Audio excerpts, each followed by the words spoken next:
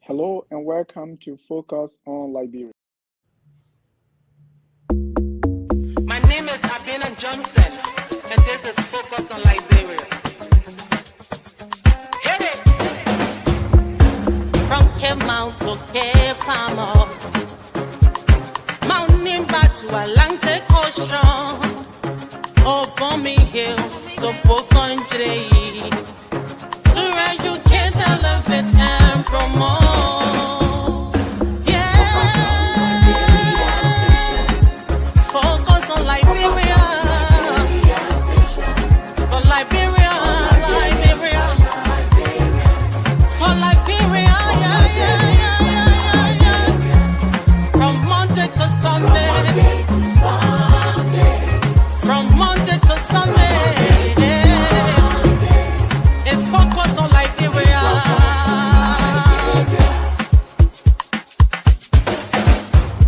Talk about home affairs, eh? In diaspora,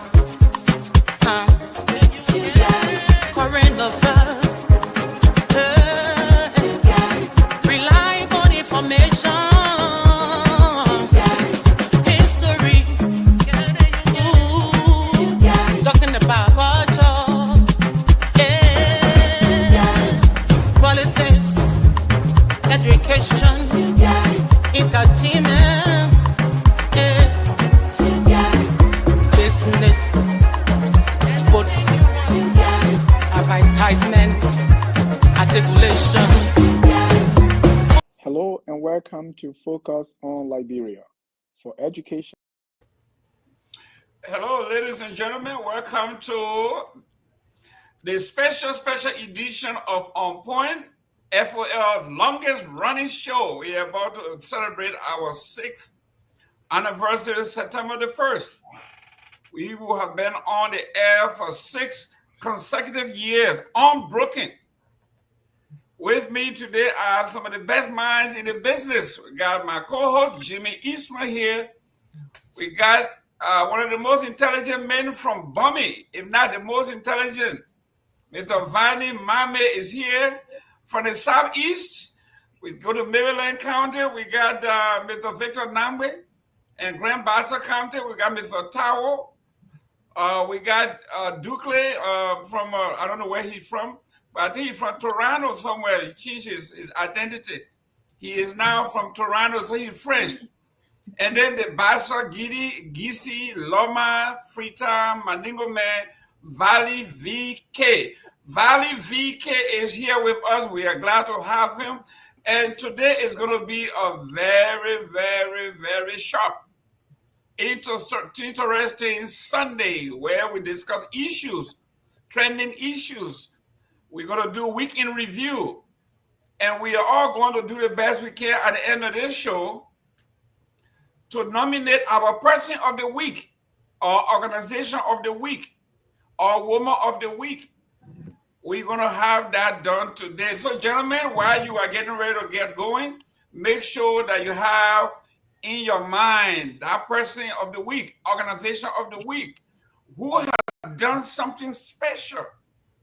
And it doesn't have to be positive. It could be a true political move. It could be putting somebody on the spot. It could be anything, but it's so extraordinary that that person stand out as your person of the week. Let me go to Honorable Jimmy Eastman. Jimmy Eastman, how you doing, sir? Hey, Jerome, it's a pleasure being here. A few things happened this week. I know we will go through it, but I can't wait to hear the fine panel opinion on some of these items. So glad to be here. Great. Honorable Mame. Yeah, thank you very much. I want to say thank you for this opportunity to be present on this platform. I believe this platform can transform our nation. At the moment, I'm not going to say much till we can go around. So I look forward to a very good show. Great. Mr. Tao. Yes, hi, gentlemen, and hello to our viewers. I'm glad to be back. I've been traveling, taking care of some personal business and work. That is why I've not been available. But I'm glad to be back here. Great. Honorable Duclet. Thank you, Mr. Gayman. Hello to my fellow panelists. It's a pleasure to be here. I look forward to a very lively debate today. Honorable Nambe. Hey, it's good to be here. Happy afternoon to you guys. Hello to everyone else watching, wherever you are. Thanks for joining us. Please share the show. I'd like to also give a special shout out to our friends in Canada, Duke as well. If you are in Canada, the CMC crew is going to be in Canada this coming weekend. Jerome and I will be there with the rest of the team: Dr. Richardson, Ms. Grace Goa, Johnson Chester Doe, William Craig. We'll all be in Canada. Join us. We'll be in Nova Scotia. Come and join us. Let's have fun. Thank you. Honorable Valley VK. I love that new name, Valley VK. Or VVVK. Yeah, Mr. Gayman. Thank you. I'm humbled to be here once more to share a platform with such a wonderful people. A guy with wisdom, Jimmy Eastman. When he's calm, you get a lot out of him. Hey, look, dude, don't have your head say you're going to something go see and see people something. That's a waste of your time. Thank you for having me, Mr. Gayman. He's on the attack. He's starting or he coming on the UP people, Jerome, you're still on his out because as soon as you say CMC, they get rattled, they get really uncomfortable. You're promoting yourself. CMC that waiting, that's small thing. Okay. Well, let me say hi to the guys that are tuning in. We're talking about Yvette Sifa. Thank you. We don't know where you're calling from, tuning in from, but thank you very much. Natano Popo Yima. He said, hello, guys. I'm watching from Norway. Thank you very much. Moses Momalu. Thank you for tuning in. Momo T. Johnson, thank you for tuning in. Please let us know where you're tuning in from. But ladies and gentlemen, there are some great things happening. Jimmy, are you ready for that video? Yes, let's cue that video. Let me see what's going on there, please. Okay, give me a minute. Let me put it in now. Okay. So usually when something great happens to one of our own, whether we are on speaking terms or not, we celebrate. When a child is born, when we have death in the family, we put everything aside and show the better side of ourselves. That's what makes us who we are. Humility. So let's look at this. Who that? Oh my goodness. Who that man? What is that? There you go. That person in the valley though. Let's show the music. Can we get the music going? Can we get the volume? Can we get some sound? Hey, Mr. Gayman. That man making fun of us. No, but marriage is a good thing. Marriage is a good thing. Ladies and gentlemen, this is a beautiful sight to see our friend and brother happy with a beautiful wife and families around. This is it. These are the memories we will take with us. Nothing else you will take with you. These great memories, they will last forever. So, Mr. Valley, thank you very much. Congratulations for the new life, even though you didn't want us to see it. But I have my agents around and we get these things. Thank you very much. Before we get going, guys, let's wish the new man the best. Yes, absolutely. Thank you very much. Congratulations. Congratulations to the lady in the photo. I'm not congratulating nobody else who is dancing. Like a gazelle, like a Bambi by the roadside. But the lady is a beautiful lady. I like the outfit and all of that. Mr. Leo Kamara, congratulations. Very, very beautiful family. I wish you all the best. Just remember, whenever you have your hat on your head and you're sweating, don't wipe the hat. Don't wipe your face, okay? Mr. Duque. Well, I want to say congratulations, Mr. Kamara. You know, last Monday, it was a long weekend here. I celebrated my 27th wedding anniversary myself. Yeah. So I want to say welcome to the club, and I wish you all the best. Thank you.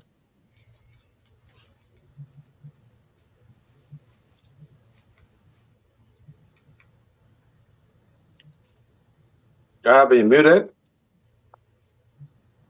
Mr. Mame. Oh yeah, Mr. Valley K.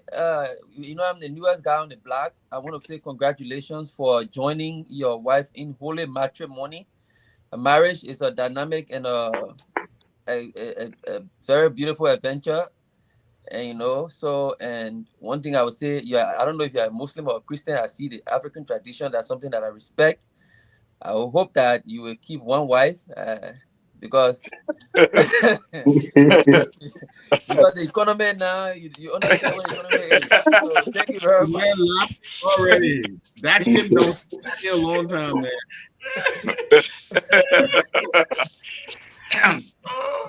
Thank you.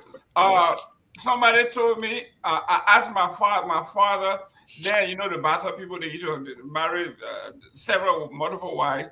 So I asked my father why, my older brother, why he didn't marry multiple wives.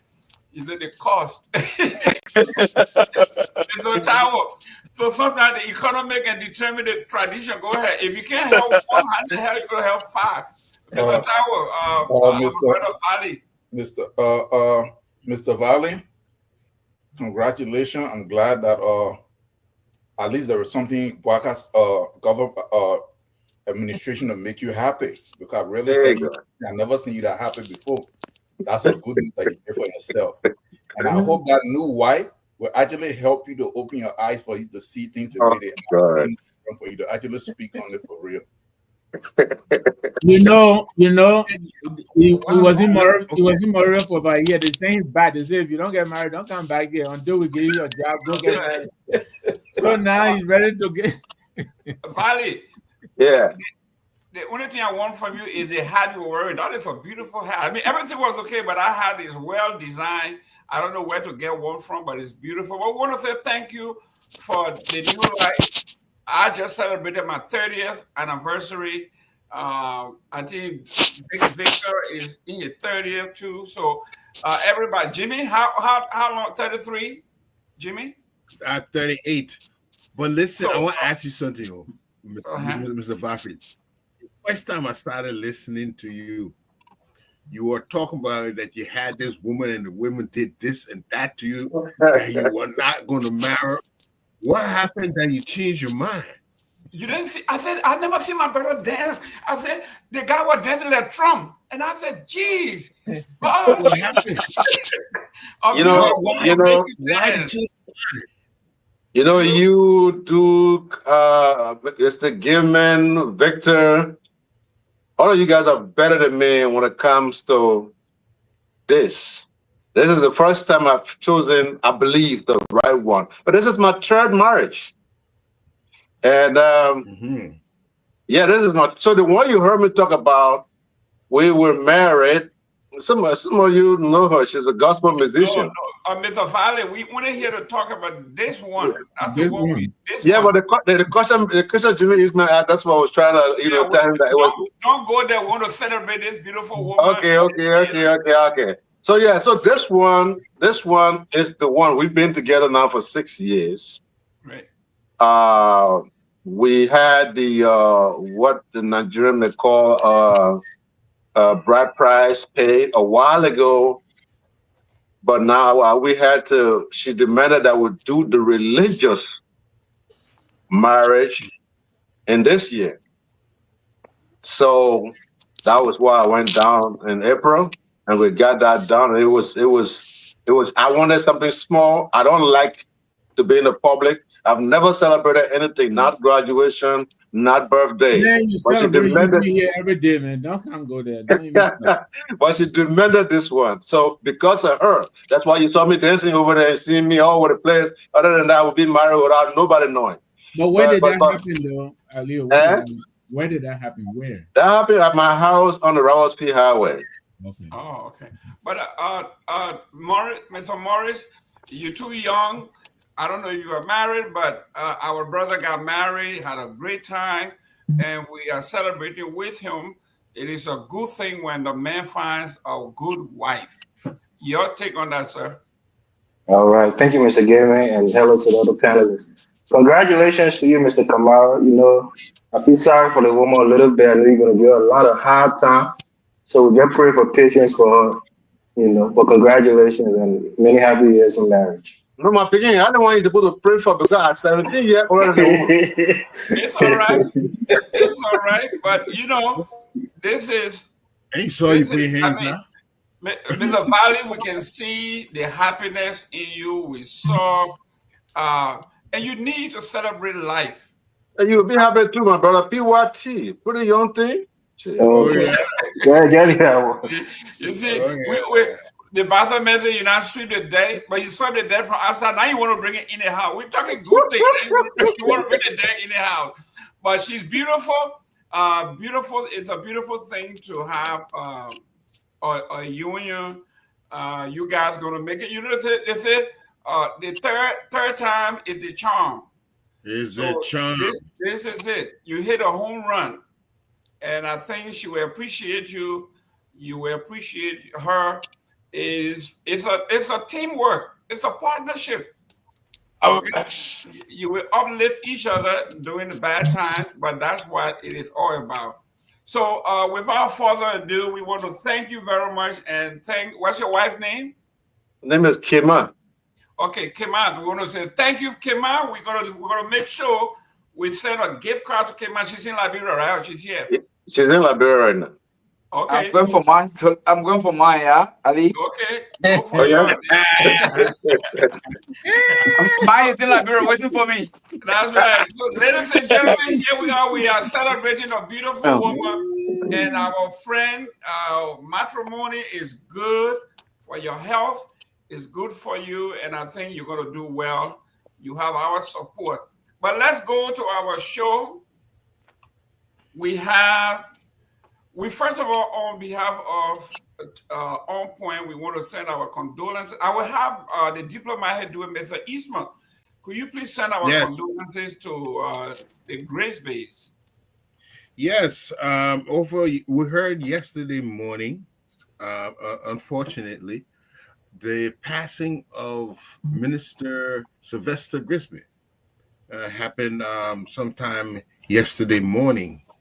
There are several he left to mourn his loss, and he made a very strong impact on this current administration, and he was a very influential leader, and his passing is the end of another era. You know, it was sudden after some illness. But he leaves several children behind him and a host of nieces and nephews. And on behalf of Focus on Liberia, we'd like to extend our condolences to the entire Grisby family. And we would like to add that they shouldn't be sad, but they should be proud for a man who lived a well life. He is to be honored. And so we'll bringing you the details of what will be going on in the process of his home sending. Thank you. Yeah, thank you very much on behalf of On Point and Focus on Liberia Management, not only to the family, but also to the Republic of Liberia. He served as Minister of State for Presidential Affairs under Ellen Johnson, former President Ellen Johnson Sirleaf, and under this president. And prior to that, I was reading on the Liberian Investigator. He served in several ambassadorial roles. He served as foreign minister. I mean, you name it. I didn't know he went that deep in government. He served in Sino County too. Yeah, they say he been around for a long time. He has served. So let's go around the the studio, as we always say, in all tradition and all religion, we agree that when someone passes, no matter what, we have never and will never speak ill of anybody who passes. Let me go to Mame. Let me be the last because the platform has a protocol that I was about to violate. So No, let me be the first. I'm in a joyous mood today. I'll be I next. want to go this way, but it's all right. yeah, so Go ahead. Yeah, I mean, like you said it, very well, Mr. Eastman. He's a servant of our country. We may have our own personal opinions about his service to the country, but I think anyone who have the privilege to serve in our country, should be applauded at least after their service is ended. And to the people of China, I know he's a son of China County. My condolences there to you.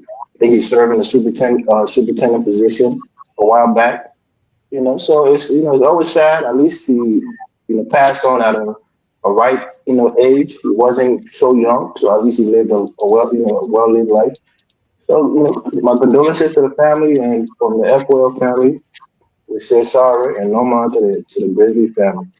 We're looking forward to see who will take the position next. Maybe it's Anthony Cassidy or Mama Ability, but we'll see. Thank you, Mr. Tao. Yes, I know nothing about Mr. Grisby. I never really heard of him until the Boaga government came up. So I really have nothing to say. But I mean, I would say condolences to his family for his passing. Excellent. Douglas. Yes, Mr. Grisby, actually, I have the privilege of meeting him. So, Mr. Grisby, there are three gentlemen that have similar career path. Mr. Grisby and Mr. George Wallace, as well as the late J. Bernard Blamo. These three men in the Liberian diplomatic setting, the three of them play significant role in strengthening Liberia foreign policy. And so, like I said, I had the privilege of meeting Mr. Grisby, maybe on 2 occasions. And he was an astute diplomat who knew when to do what. And so I remember fondly he championed bringing in Egyptian experts. Somebody, hold on. Can we mute, please? I'm hearing some grounding. Yeah, everybody mute, please. Everybody mute, except go ahead, Doc. Yeah, Mr. Grisby was instrumental in helping to bring in technical. I think Douglas might be the corporate. No? Not really. Okay, go ahead. No. So Mr. Grisby was instrumental in bringing in Egyptian technical assistance to Liberia, both in the agriculture sector as well as the communication sector. As a matter of fact, this program has become an annual program where every year Liberia sends in trainees to go to undertake training at the United Nations Agriculture Center in Cairo, as well as the Egyptian Broadcasting Center. So Mr. Grisby's passing is a big loss to Liberia. Our thoughts and prayers are with his family. We pray that they gather the strength to be able to deal with this loss. Thank you. Valley. Yes, sir. Like Mr. Duke just said, I don't think Mr. Grisby was old enough. I think it was as a result of some health complication that had him lost his life. I don't see 75, 76 as being that old to die. I mean, at this time in age, we're so advanced medically, people can live up to 9,500 years. Mr. Grisby, the good thing about him is he left a legacy. And that is something we all should aspire to. What would the world say about and to our children when they bump into them, maybe at the airport, at a train station, or even on a walkway? Well, how would people describe them? What would people say about their father? What would the world say? What would people who know you say about you? father or your name. How well did you live your name? And we should aspire to these things. For some strange reason, most of us focus on the millions, the 9 cars. And if you check our history, most of those who really contributed to Liberia are not rich people. Grisby is not a rich guy. He lived very modest life. And if you check his crowd of boys, I like to put it, all are very modest. He has the barely live in the same building in Liberia. It didn't take as much as people assume that it did. We have more assumption of corruption, speculation of corruption, or perception of corruption than the actual corruption itself. Because of corruption in that country, we have just sent a dark cloud over everyone. Some people honestly contributed to that country, and Grisby happened to be one of them. I'm not trying to paint him as an angel, but he left a name everywhere he worked. At the foreign ministry, when he was there was no argument about selling passport, and there's no employee at the foreign ministry who would say something bad about Mr. Grisby. In fact, they would stand up for him. If you go to the ministry, the presidential designation, everybody there, including the youngest, would stand for Mr. Grisby. He has a very cordial working relationship with everybody, and that says a lot about a man's or a woman's character. So I say, on behalf of my family and I say our condolences to the Grisby family. Thank you. Honorable Namwe. Yeah, look, deepest sympathies to the government people of Liberia, especially the president. I understand he and Minister Grisby were very close, so I know this is also, a personal loss to him. I knew Greg for a very long time. He worked with Matthews. He worked at the foreign ministry, and so he was always in the circles of Gary Bargus Matthews. He came around. We interacted a lot. He was superintendent of Sino County, and all of that. He was a very, as a young man, very, very gregarious, the consummate diplomat. In fact, I understand that's one of the reasons why this president kept him in a mansion, because he knows government. I mean, he's been in government for a very long time. He knows diplomacy. He knew diplomacy.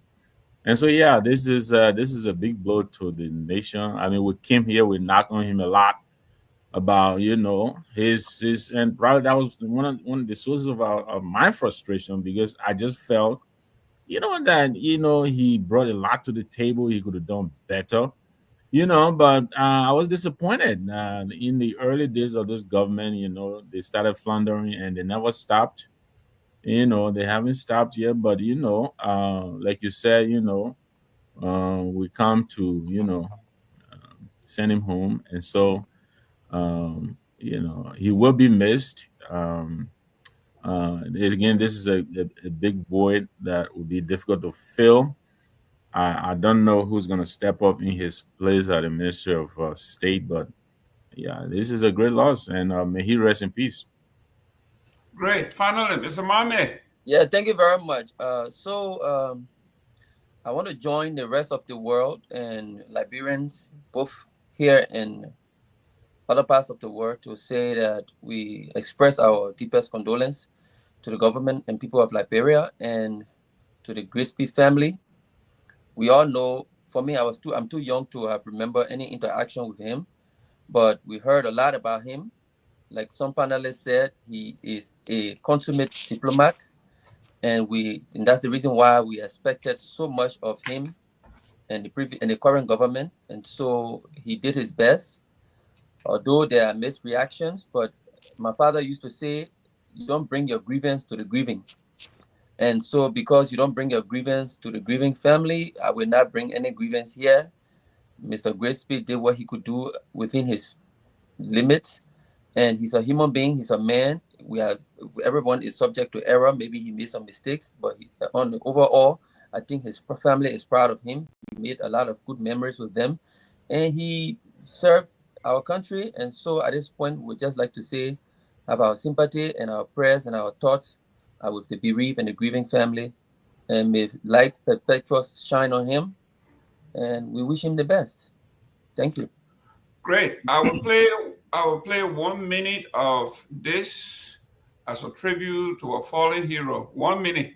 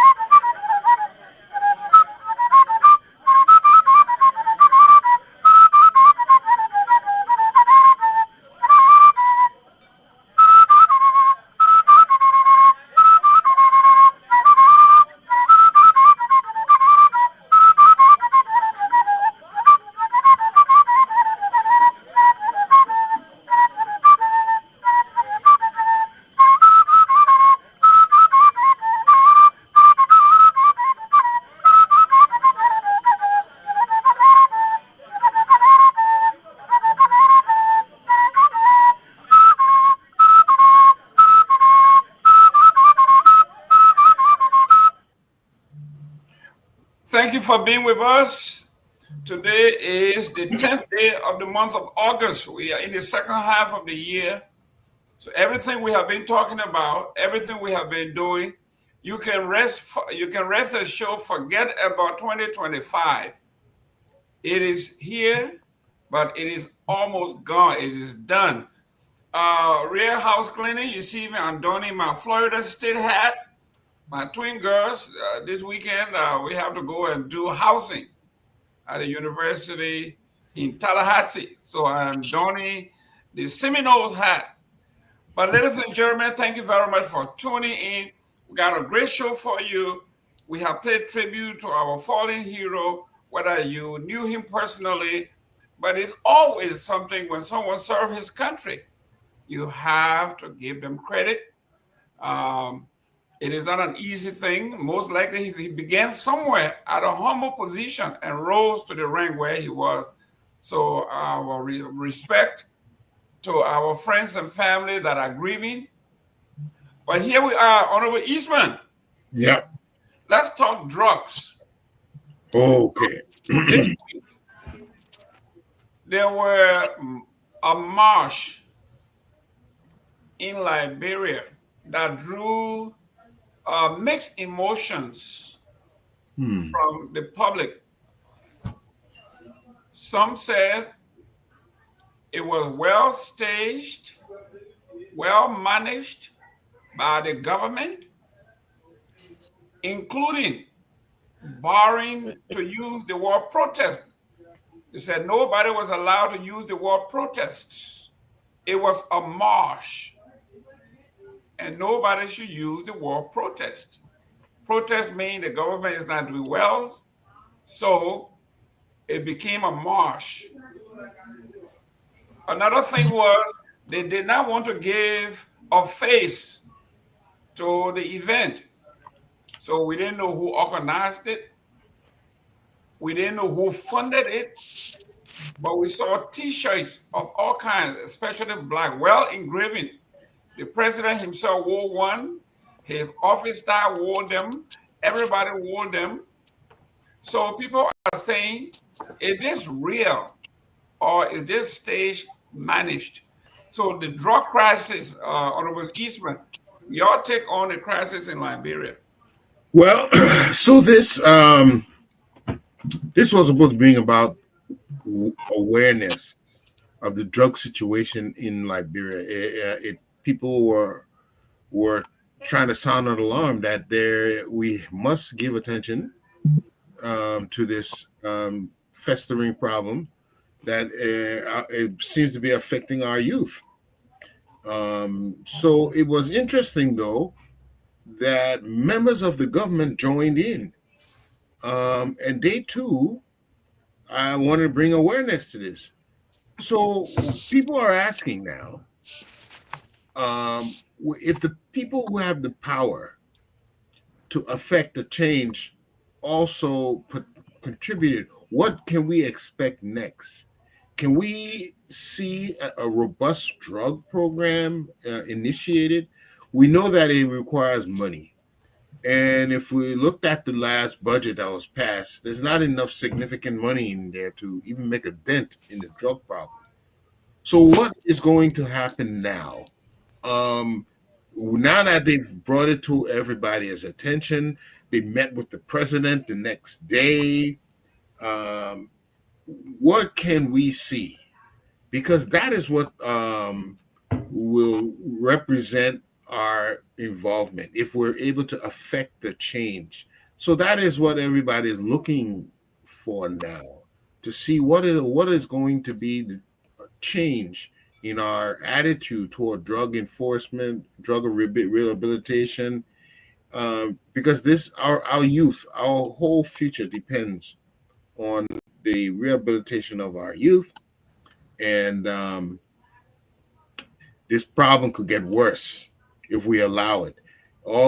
As we all know, a lot of criminality can result from the use of drugs. So this is concerning, and now that we've made the beckon call to everyone, what's going to be next? Great. Mr. Mambe, Yes. I grew up in Bassa, and one time our neighborhood saw they suspected a guy who was a rogue, and the whole neighborhood got out. They were chasing the rogue, and the rogue joined the group that were chasing the rogue, and the rogue too started saying roll, roll, roll, roll, roll. So everybody running, but where's the rogue? It remind me of what just happened here. The public is saying the drug issue, we're going to protest the government. Then the government printed a t-shirt and joined the protest and started saying no to drug, just like the road got among the people and people. So is there a phantom? Because the government staged the protest, they financed the protest, they wrote the resolution, they received the resolution, then they said, well, we'll take it to the body. Even lawmakers were there and they were receiving. These are the folks who have the power to appropriate. They have arresting power. They have the power to persecute. They have the power Put to... down the show, Mr. Gayman. Here we Put are. in the show. That may put too long. Mr. UP, I'm coming to you. Yeah, go ahead. Go ahead, Mami.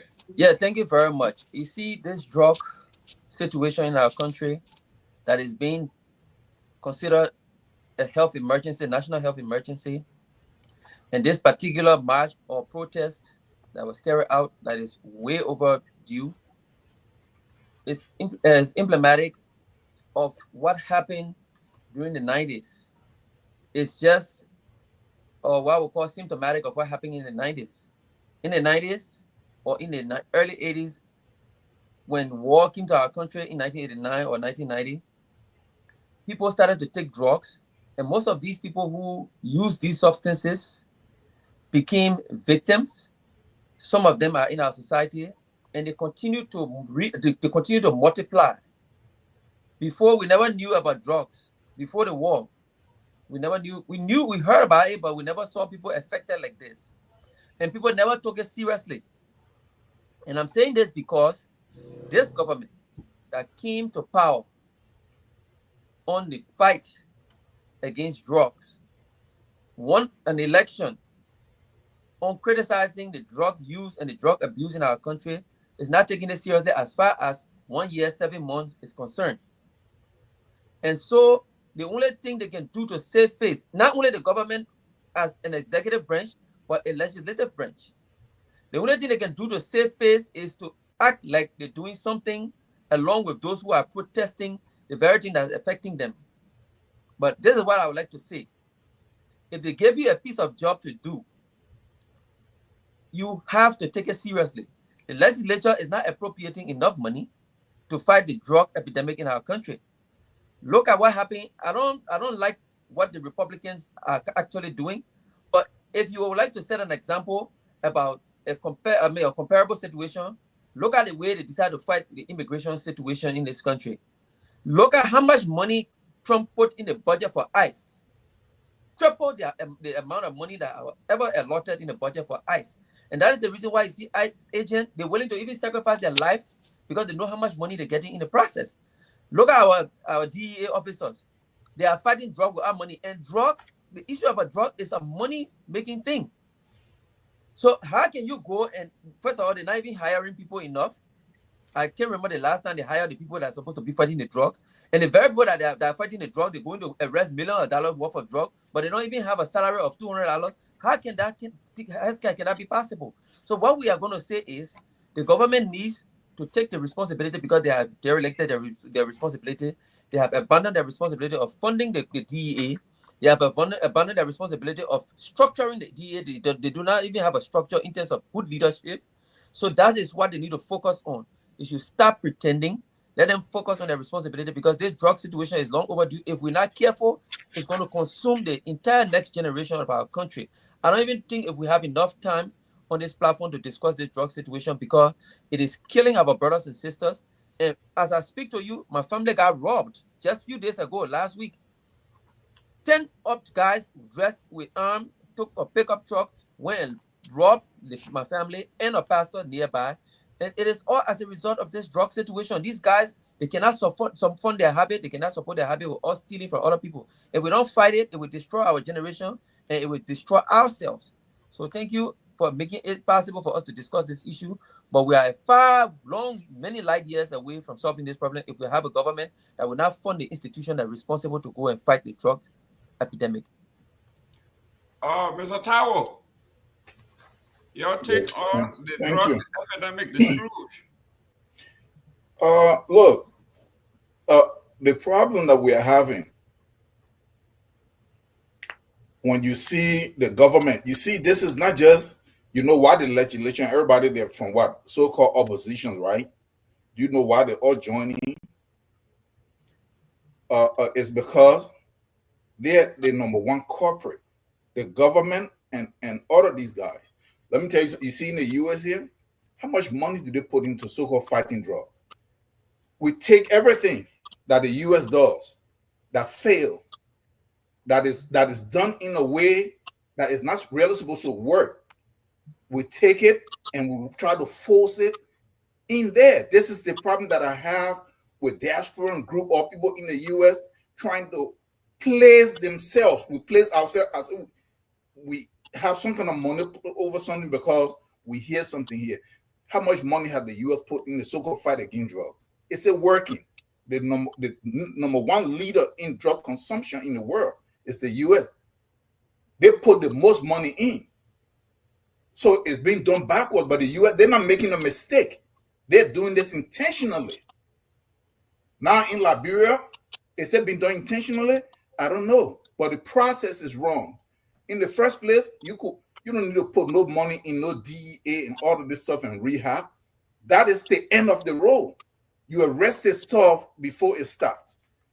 If you have all the young people, because like we've taken the time and we sent almost 200 people to various schools through my own funding and other funding that I raised. And these young ladies, men and boys and girls, or young men and women are graduating in major areas, nursing, the area that we need, laboratory science, carpentry, or drafting. No job, nowhere for them to fit in. Because why?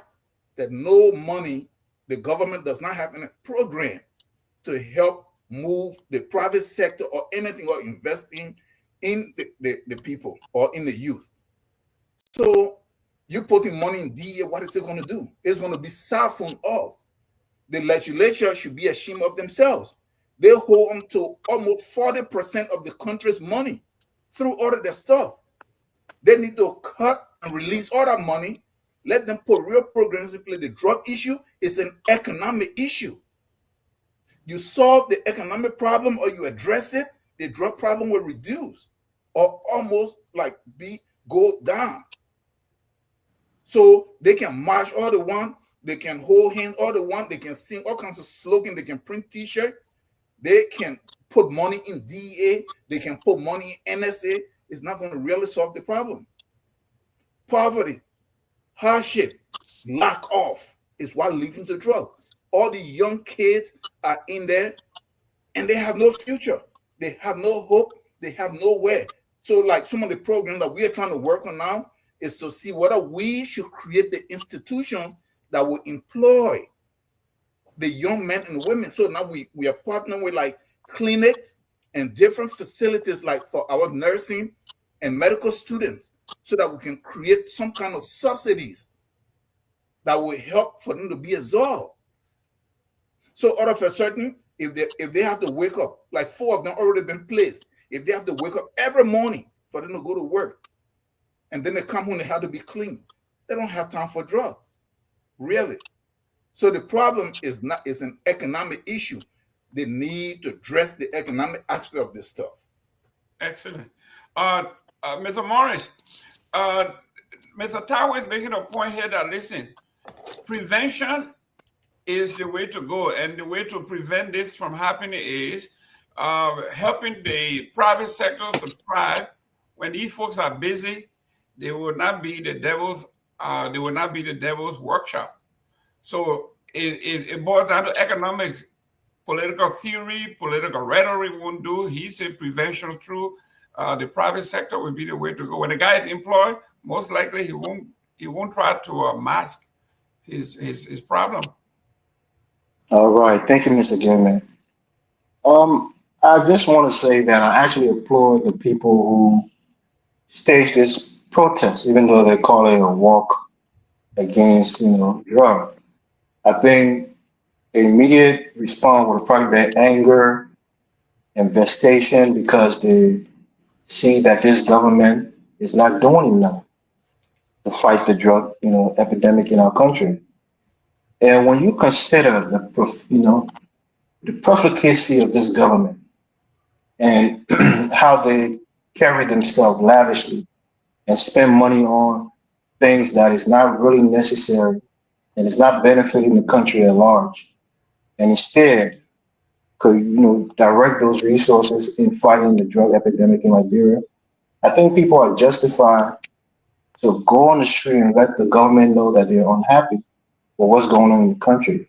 A lot of us, perhaps me and maybe some others, have been personally affected by drug usage in Liberia. I lost my nephew earlier this year to drug use, only 19 years old. I had a friend from a well-to-do family in Congo Town, whose father has warned me not to even contact him because he's on drug. Well, let me just say this. I'm not a drug expert or behavioral expert, but I will tell you this. It's not always economics, that determine if a person get into drug. It could be social pressure. Sometimes you see a lot of wealthy kids who are doing cocaine, who are doing Molly and ecstasies, who are into drug. So sometimes it's not just because they're deprived economically. Sometimes it's the social pressure. Sometimes they're dealing with some, emotional imbalance that they think that they have to rely on substance. So it's deeper than just the economics. I do agree that yes, it plays a large part, but I think the government lack of serious funding for the drug epidemic in Liberia is what really drove people to go out there and stage a walk. And I think a lot of them has been affected, if it's not directly, but indirectly through family members and friends. So it is an issue in Liberia. And I'm wondering what's going on with the civil service in our country, because government can't solve all the problems. I think that if some of these civil service agencies can come out and start programs, you have a lot of people who can write, different programs and seek funding, whether it's internationally, if the government don't have enough resources. I just want to see more private organizations and NGOs, like we're doing more to try to find, some solution for this problem. And I would be sympathetic to the president, even though when President Weah was there, I was, sympathetic to him as well. Fighting drug is almost impossible to win. And I always use the United States, like Mr. Tower was saying. The United States throw hundreds of billions of dollars at fighting drug in this country on a yearly basis. And you still have drug, proliferated in this country through the ports, through the border crossing. So it's just very difficult to fight and actually win the war on drug. I think propaganda is probably the best tool. You can use the media and try to make people aware and how they can see early signs of their kids maybe getting acquainted with drug and maybe try to seek help as soon as possible before they get really addicted. But it's an issue that I think all of us should applaud. The people who organize this protest, and also should call on the government to do more. Stop spending lavishly on your personal, aggrandizement, and divert some of that money to fighting drug on a meaningful level, on a national level. So that'll be my take on it. Thank you. Let me go to Valley. Valley. I'm looking at the data here. It says Liberia has 176 border crossings, but only 46 are secure. That means 130 openings. The country is wide open, porous. How do we prevent this? Mr. Gayman, first of all, let me appreciate those who organized the march. I want to also appreciate the government officials who got involved in solidarity. It is clear that they understand the plight, they understand the gravity of the situation, and they are pledging their full support. And I think it's a great thing. If the decision makers themselves agree with the citizenry, I think we're heading to someplace. One thing the government has done clearly since this March is to agree with the general public that the public can better fight drug than the government. So what the government have tried to do or is trying to do now is empower the public to fight drug in their various communities. That's the only way it's going to work. It's not how many $1 billion you push in there. If that was the case, there'll be no drugs in Europe, there'll be no drugs in the United States or any of these advanced countries that are really struggling with the issue of drugs. You know, a lot of times people talk about, oh, the war, the war. Gentlemen, it's not the war. I am from the generation of the war because I was 15, 16 when the war consumed me. Less than 2% of my generation were on drugs. Less than 2% of my generation was on drugs. And our war at the time in 2003, most of the drug addict, 95 to 98% of the drug addict in Liberia now started consuming drugs in the mid 2000s. And by the way, there's a statistic out there that a lot of these children that are on drugs came from the private schools, not even the public schools. So if this is an economic issue, why are well-off children or family kids getting involved with drugs, even though they have everything? They have cars taking them to school at J.J. Roberts, B.W. Harris, R.C. Lawson, you name it. They have it to an extent, they even have it made an ID. I remember back when we were in high school, several years ago, it's a walk from Cinco to Muslim Congress on Macklin Street. I walked until my big toe bust the front of my shoes. But that's the only pair of shoes I had. The last thing that I could have thought about was drugs. And I'm not saying that because it's an isolated thing, it's a generational thing. So it's not the amount of money we pump in. Most of the boys are under 25. They couldn't have seen the war. They know nothing about the war. It is just the proliferation of drugs that is influencing them. So it's affect one, affect all. So when boys are in group, most of these boys are impressionable. So you asked a great question: what can we do with the borders? The first thing we need to do is to begin to create awareness, like it has started. Teach these things in school, the effect, the damage, and what it does to their future. Let them be aware. Let them be aware of what this thing can do in their lives. And then we can talk about the borders. I'll tell you one thing. No matter how hard we try, we're never going to be able to secure the borders with our neighboring countries. Mr. Gilman, in the northern part of Liberia, you can be walking in Nimbakata, you think you're in Nimbakata, but you've already crossed the border, you're in Guinea. There's nobody there. You're in Guinea, you don't know you're in Guinea, especially the minor settlement of Nimba. So with those kinds of borders, how can you secure them? Unless you're a wealthy nation. But we can go back to where we were. Those borders were like that. Now we got at least 40, but before we were less than 40. we wouldn't have the drugs coming in like they're doing. If we can empower our communities, become whistleblowers with incentive, I think we can resolve this issue. But I like to say this to our young people. If you make your decision to go ahead and take drugs, even though you see what's happening to boys in the street who are actually banging their heads on trees and walls as a result of the drug intoxication, and you still make up your mind, because you're not stupid, you got some sense. You still make up your mind that you want to go by all means and take drugs. You cannot go around robbing other people. Other people should not be paying for your decision. But I understand that more has to be done, and the government have assured the public that we are all in this together. We must work at it together.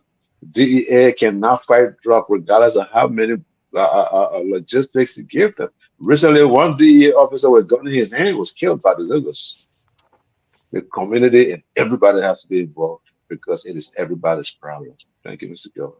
Thank you. Mr. Namwe, obviously, Mr. Valley here has all reasons to say the government is not responsible. It is everybody's business. It should be the private sector.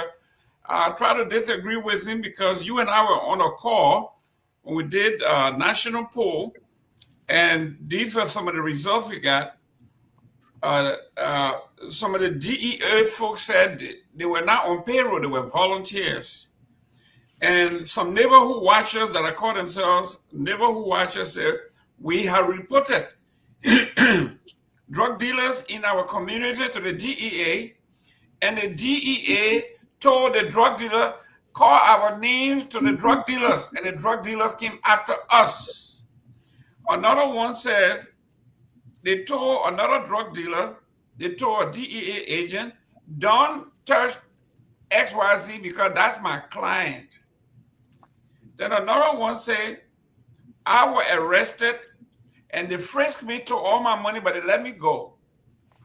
Your take, this is, if Valley is saying the government is not responsible, it's everybody's business, to me, I think he's passing the buck. Yeah, I think I mean I do agree with some of the points that he's making, socioeconomics, but I disagree with him on his perception of the government's contribution to this problem. The DEA is understaffed, they are under resourced, manpower wise, financially. And like you said, I was shocked when we had some of the former directors here telling us most of the people who work for the DEA are volunteers. How does that happen? How? So you're talking about an agency that is supposed to stop the proliferation of drugs, that so bring in millions and millions. I mean, how are they not paid? So yeah, I'm in disagreement over that point. I agree with I think it was Jimmy or Tao, one of them who was talking about the fact that the organizers have gone to see the president. I think that's a good thing. There is no way this problem can be solved if we do not dialogue, if we do not find a way to come together. So I think the organizers going to the mansion and going to the government, going to the legislature and all of that, yeah, those are the people who are supposed to help us find solutions. And so, yes, I think they should dialogue with them. This is not, it is not I don't want to use the word war, even though there is war on drugs. But the process to find solutions to this problem, I cannot be, an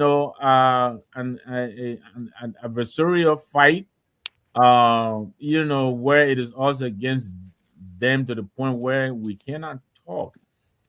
Yes, we will combat, the forces and those who are found to be responsible. But I think when there's a need for us to come together and find solutions, I think we should do that. And so hopefully, these people who went to meet with the government, that was the basis of their meeting.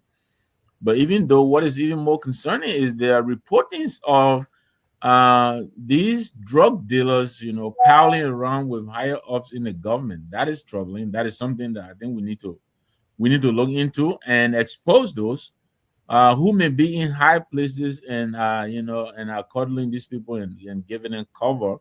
I mean, we've talked about how this notorious drug dealer Babatu Sweet was found to be in the presence of the current speaker and the president's own political advisor. How does that happen? So I think those are some of the questions that we need to address. I think these people need to be exposed. There is also reporting that the president's son may be, in close confines with, company with these people. And that shouldn't happen too. So, as we're trying to find answers to these problems, I think the approach has to be holistic, all hands on deck. And so I think we should go and reach out to anyone who hopefully will be able to help contribute something to help resolve this. It's not everyone in government, I think, who is, a problem to this. There are some people in government, I think, who have demonstrated their willingness and to help. And I think we should engage such people and see if they can bring their influence to bear to help us resolve this matter. Excellent. Duke, prevention versus intervention. It looks like at this stage now we are at the intervention stage. I think Honorable Tower were talking about more towards prevention than intervention. Yeah, this problem here, I don't want people to forget. This is a social problem, but the social problem has now been exacerbated and become economic problem. Look, the march in of itself was a good idea. I think to some extent it has raised some level of awareness among I'm sorry, our people. Duke. Yeah, I'm sorry, Jerome. I think Mr. Mame is in the back. He's trying to come on. Oh, okay. So it has created some level of awareness, but let's not forget it is a social problem, and it does have several components to it, and you cannot deal with one component and leave the other and expect a positive outcome. And I was also able to listen to Fadiga's interview. And in that interview with Dennis, Fadiga did say that we do have some good laws on the books where, there's forfeiture laws on the books, and there are penalties for drug dealers and all that. So these are all some of the components that we need to look at. And I think all of you saw this, I don't know if he's a musician, was one famous Liberian guy who was caught at the Sierra Leone border bringing in drugs. I mean, in a very sophisticated way. So we need to reinforce our border. We cannot eliminate drugs, whatever, 100%, but we can help to make it difficult and reduce the number of drugs that is on the market. But most importantly, these individuals, we consider them, we refer to them as, disadvantaged members of our community, our societies. It's a big part of it. It needs to be a big part of the solution where you create employment for these young men and women. I've seen some examples of these boys and girls, men and women, where somebody catered to one of them, looked after them, took them to rehab, and now she has become a productive member of the society simply because a hand of help was extended to her through somebody's kindness or whatever it is that the person is doing. And so this is the responsibility of the national government to see to it that genuine and good solutions are proposed. I mean, how do you explain the fact that even people who are supposed to be in the decision-making positions, people who are supposed to be creating conditions where we help to deal with this problem, they were all part of the march. How do you explain that? So what are they doing?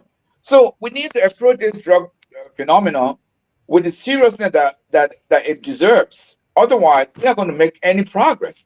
Look, I remember when I was growing up, if any of you on this platform can remember, there was a very, very famous ghetto on Galley Street, close to Benson Street there. You know? And in that ghetto, usually you saw people who smoke weed, and that's about it. You know? This phenomenon you see today, it's a new phenomenon. As a matter of fact, I was talking to somebody recently. I said, I never heard of armed robbery in my entire life in Liberia. Never. I'm not saying it wasn't there. It might have been there, but I didn't hear about it. I never saw it. I never heard anybody talking about it. And when you look deep down into some of these crimes that are being committed, they are the result of people not having jobs, people not having basic necessities of life. And I mean basic, where you call home, 3 square meals, if you want to call it that. I mean, something to sustain your daily living. I mean, people say jokingly that it's a job to live in Liberia on a daily basis. So we need to address it. We need to look at it with all the components that I just talked about. You need to strengthen the border. You need to create social programs that can help these people in the form of, the government can partner with the public sector if there's such sector in Liberia. Partner with the public sector and see how much they can help to contribute to the solution. But just going out and creating awareness is not enough. It's not enough because it's not going to solve the problem. So we should not forget. Look, this is a phenomenon. It's not only, there are other, even here in America and other places, there are drug problems. But they are dealing with the issues. They are trying to resolve them. They are trying to create conditions that will help to eliminate, if not entirely, but to significantly make a dent in these instances of drugs that we have in Liberia. So the laws are on the books. Why can't you enforce them? My suspicion is there are people who are within the confine of power who are also benefiting from this phenomenon. And so their attitude is luck. Excellent. So let's not kid ourselves.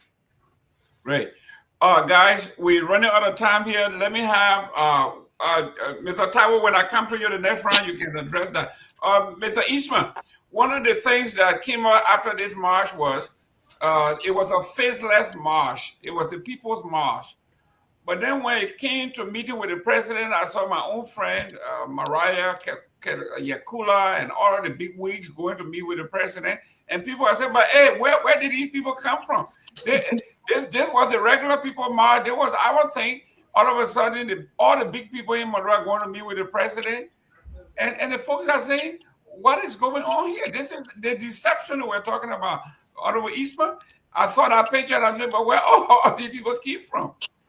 Yeah, it was a big photo op, But when you leave it anonymous, like there's no face to it, then you don't know who to ask for updates, for any kind of accountability.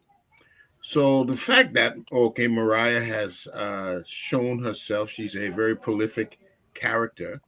People know her. She's also a legal officer of the court. Then we have someone who can continue the avocation. They will continue the fight while everybody waits to see results. So I think it's not a bad thing that we can look to her and ask her, is there any update? Has the government done anything? Because that's the only real way you will be able to have accountability and progress reports and updates and all of that. So it is good, but again, everybody should get the credit. This was a national affair. That's why the president finally met with them. It was a national affair, and everybody took place. Everybody gets the credit, but that's not what we want. We want results, and that is That has to be our mindset. We have to be result-driven mindset. That's the only way we'll be able to move the needle. So having this demonstration without any results coming out of it is not so what we want. So let's look to those who are in the photo op to give us an update. That's how I look at it. Great. Let me go to Taiwan. Let me start with you on this one, talking about the drugs, talking about the border. It's a developing story from River G. River G County about the murder of a Liberian by a Burkinabe. Why is this an issue that seems to be spreading in the southeast? How are these people getting in the country? They are now killing Liberian citizens, including permanent people in these towns. Taiwo. So before I go to that real quick, you know, when we're addressing some of these things, we have to be definite and we have to be direct. We can't try to gloss over something by trying to point out a lot of the symptoms and leave out the fundamental reason for which things are happening. We do this a lot on this platform, and I kind of view other platforms, and it happen.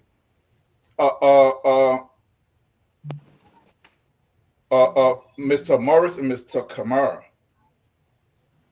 Mr. Morris, here in the U.S., yes, it is true that they have children who are from well-off families and they get on drugs.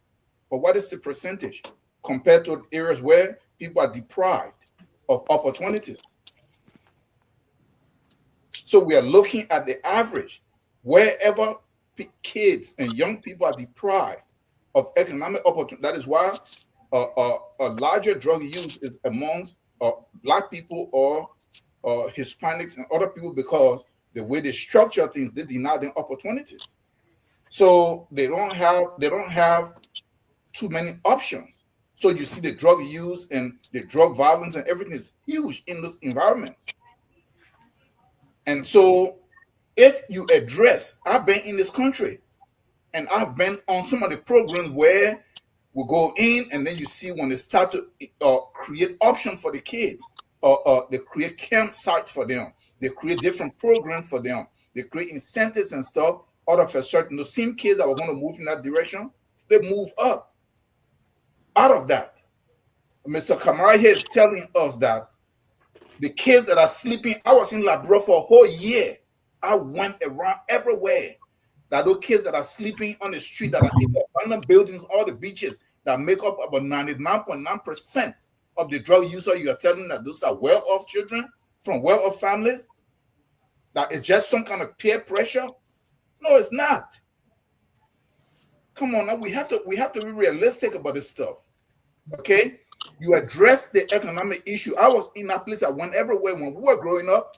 There were open spaces all over the place where we could go and put a goalpost and we start a summer league.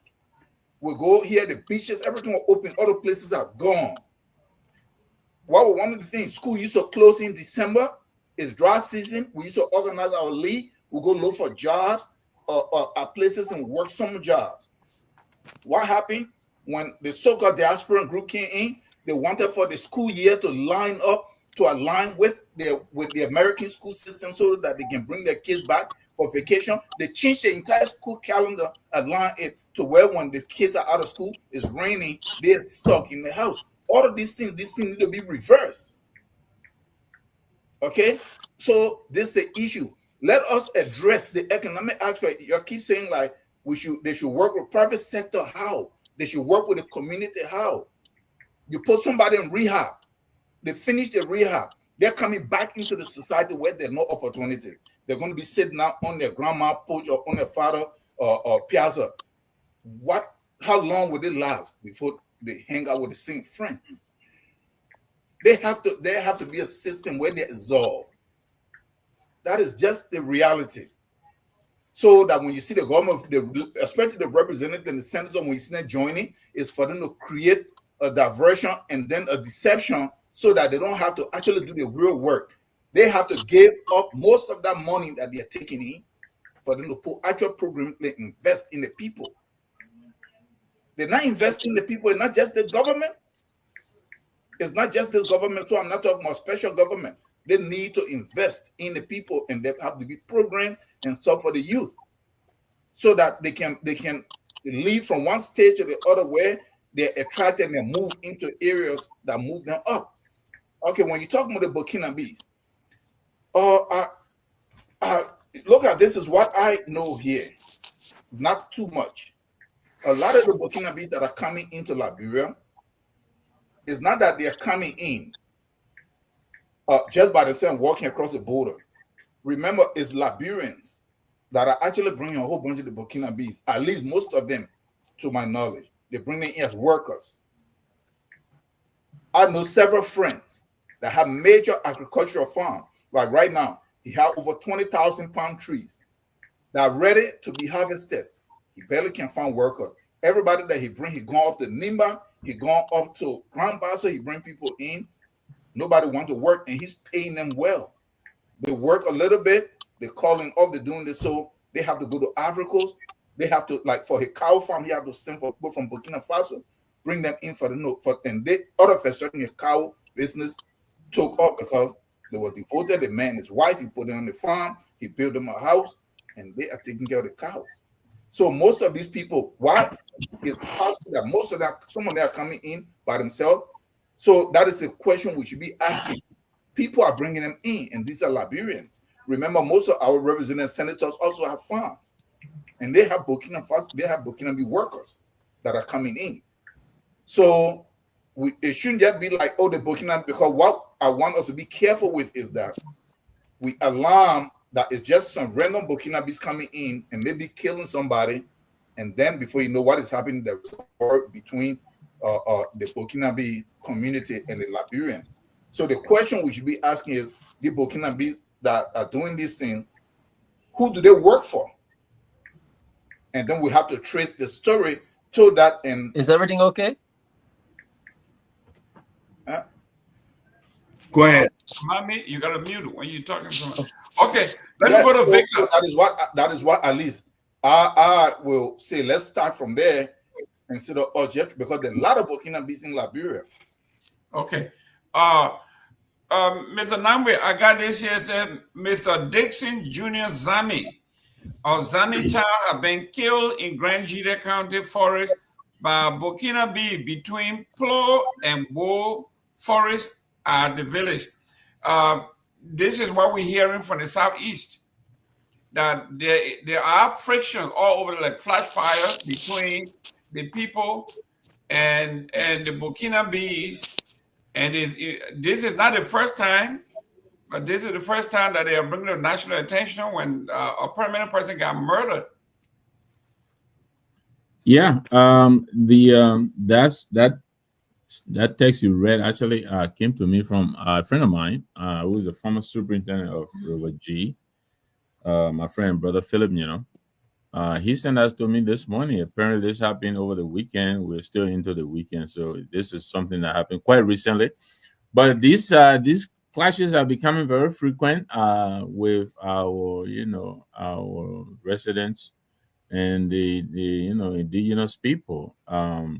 I agree with partly with Tao. Some of these people are not regulated at all because some of them they don't go through the legal process to get the required documentation into the permits and all of that, where they pay revenues into government's coffers and all of that.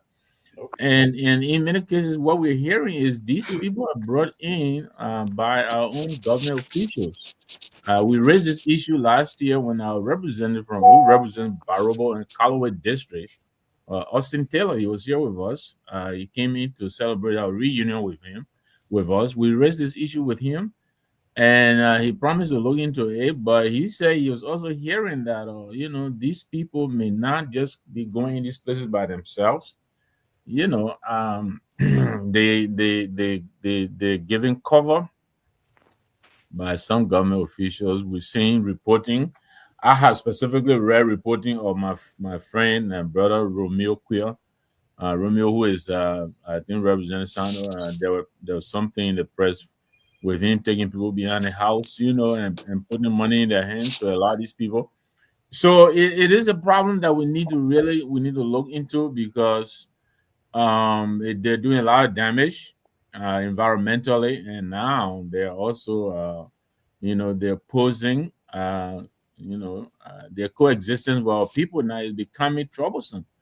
We also know of instances in Baroba, when we keep referencing, where we understand these people, they also go in and negotiate with our local people, some of whom are not that sophisticated to understand, that $100,000 really is not much compared to what they're taking out. But we have this problem, where we have several different clans in number four of them, and some of these clans, don't have what the others have, and then when these people go in, they divide the people and make them act like what they find in this clan does not belong at all to the other clan, and they kind of divide and conquer thing, and they give them peanuts, and they sign these agreements. So again, it comes to government. I at one point in time, I think the entire Maryland County, I was told there were only 4 officers in the entire county. You were talking about 100 something, entry points into the country. So it's a humongous problem. We have to be smart about it. We got to find a way. If we cannot get a manpower, maybe we can employ drones or whatever. But we need to try, and we can't just wring up our hands, and resign to the problem, because now lives are being taken. It is dangerous. So I will call on the government. Why? Because they're the government right now. I can't go to the Ivory Coast and call the Ivorian government to come and solve Liberia's problem. They are the government. So they need to do something about this. It's getting serious, but lives are not being taken. Thank you. Guys, let's limit this to 5 minutes. We got no time. 3 minutes actually per person. Let me work on Dr. Booty. Dr. Booty, work on. Yeah, go ahead, Elvis, real quick. All right. Look, this is personal to me. I did a whole expose on this issue about what's going on in the Southeast. If you know a little history and you dig a little deeper, the Burkina Faso problem is spilling over from the Ivory Coast. There was a war a few years ago between Laurent Gbagbo and the now president Alassane Ouattara. And these Burkinabés were fighting on the side of Alassane Ouattara to remove Gbagbo. You understand that the ethnic demographic of the Ivory Coast, you will know that Laurent Gbagbo is a veteran man from the Kru ethnic group in the Ivory Coast, which is also very close to another Kru group called the Ways or the Crown in Ivory Coast. And these people who are related to Ouattara tribally from his mother's side, from Burkina Faso, went into what they call the Grand West in the Ivory Coast, and went into the forest of the Crown people in Ivory Coast and took those lands and started planting cocoa. And there has been ongoing clashes between those two groups in the Ivory Coast that spill over into what is what in the southeast. And this is going to be a huge issue, especially coming up in October for the election, because there's tension in the Ivory Coast right now between certain ethnic groups that's backing Gbagbo and others that's backing Ouattara. And the Crowns in the Ivory Coast are known to be strong allies with Gbagbo. And a lot of the forests, if you listen to the news coming out of that area, they're complaining that the lands is being taken away by these people. Their forests are being decimated by their consistent farming and planting of cocoa, and the government is protecting them. They're being pushed out of their land more and more, and these people have vowed to encroach and subdue these ethnic groups. And they're even coming into Liberia, into where their strongholds are, in places like Grand Gita, River G, in the entire place. So it's deeper than just farmers that's coming in. If you understand it and you've been following it, you will know that it's a lot deeper than that. And I told, and I rang the alarm a couple of years ago when you heard that thing that came out that people were playing, attack in Grand Gita. There's something going on there. There's really something brewing in there. And if we're not careful, there will be another, war, or there might be some kind of ethnic cleansing that might happen when people snap and start killing these people, and it will seem like it's random, but it's deeper than that. But quickly, before I pass the microphone, going back to the drug issue, I just want to say this. Mr. Gayman, this is in your wheelhouse. We lack social services in Liberia. That's one of the things that we lack. We haven't developed our bureaucracy in Liberia since our new political and democratic dispensation. The reality is, in schools, we don't have guardian, counselors in Liberia. We lack social workers who can go to homes and check on the welfare of children. We lack people who have programs where if a child is suffering from mental health issues or from social anxiety, where they can go and seek help. These are some of the things that we lack as a society. And when those things are absent, drug use is going to run rampant because you have to nip it in the bud. In America here, we had a DARE program. As young kids going to school, we're part of those things. We knew the effects of drugs and how it was dangerous and we should stay away from it. When Mr. Tawa is talking about wealthy kids, look, right here in Minnesota where I live, there are a lot of young Liberian, girls and boys who are on drugs. My little sister had a friend who just died from heart failure because she was on fentanyl. So young kids who have economic opportunities are getting on drugs. If you went to college in this country, you know that a lot of wealthy white kids they do a lot of party drugs like ecstasy and Molly and all of these different things. It's not because they're deprived because they the peer pressure, because they just want to have fun, and sometimes they get hooked onto it. A lot of them you won't even know because the parents have the means to send them to rehab for 4 or 5 months. What do you think? A lot of celebrities, the people like Whitney Houston, a lot of celebrities in this country who are millionaires, a lot of them dying from drugs. A lot of them are hooked on drugs. So it's not simply about economics. I'll give you the point. Yeah, a lot of it is due to that, but a lot of people get hooked on drugs simply because they want to experience. So let's not try to say that wealthy people can get hooked on drugs. Musa Belete case in point. He's a wealthy man. His son is on drugs and was selling drugs. So let's be honest. But that whole thing in Grand Judah is going to be a big issue. I know there was a clash in Nima the other time. You guys, you're going to hear about it in the next maybe 6 months. It's really going to intensify if the government don't send a task force down there and maybe either deport these people and put a structure in place where they have to get permits to come in there and do any kind of farming if they're claiming to be farmers, or they're going to be violent in that area.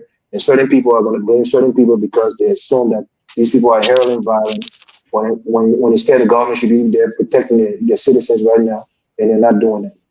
Thank you. Thank you. Let me welcome Dr. Booty. Dr. Booty, we are talking about a plethora of issues: drugs, immigration, open border. I know you came a little late.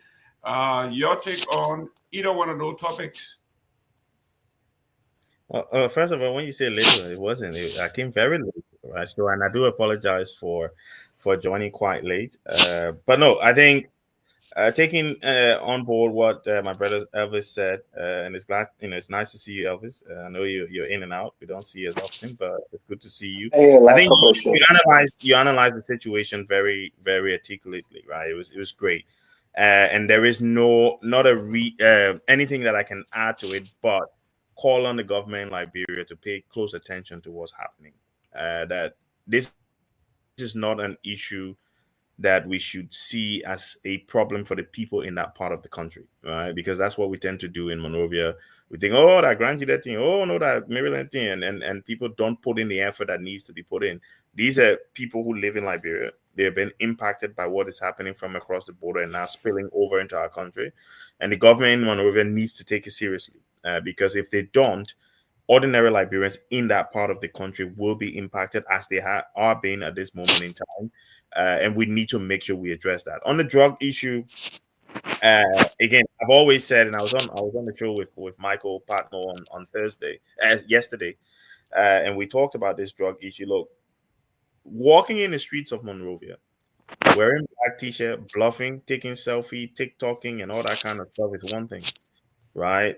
Practical steps to address the issue of drugs needs to be what people need to focus on.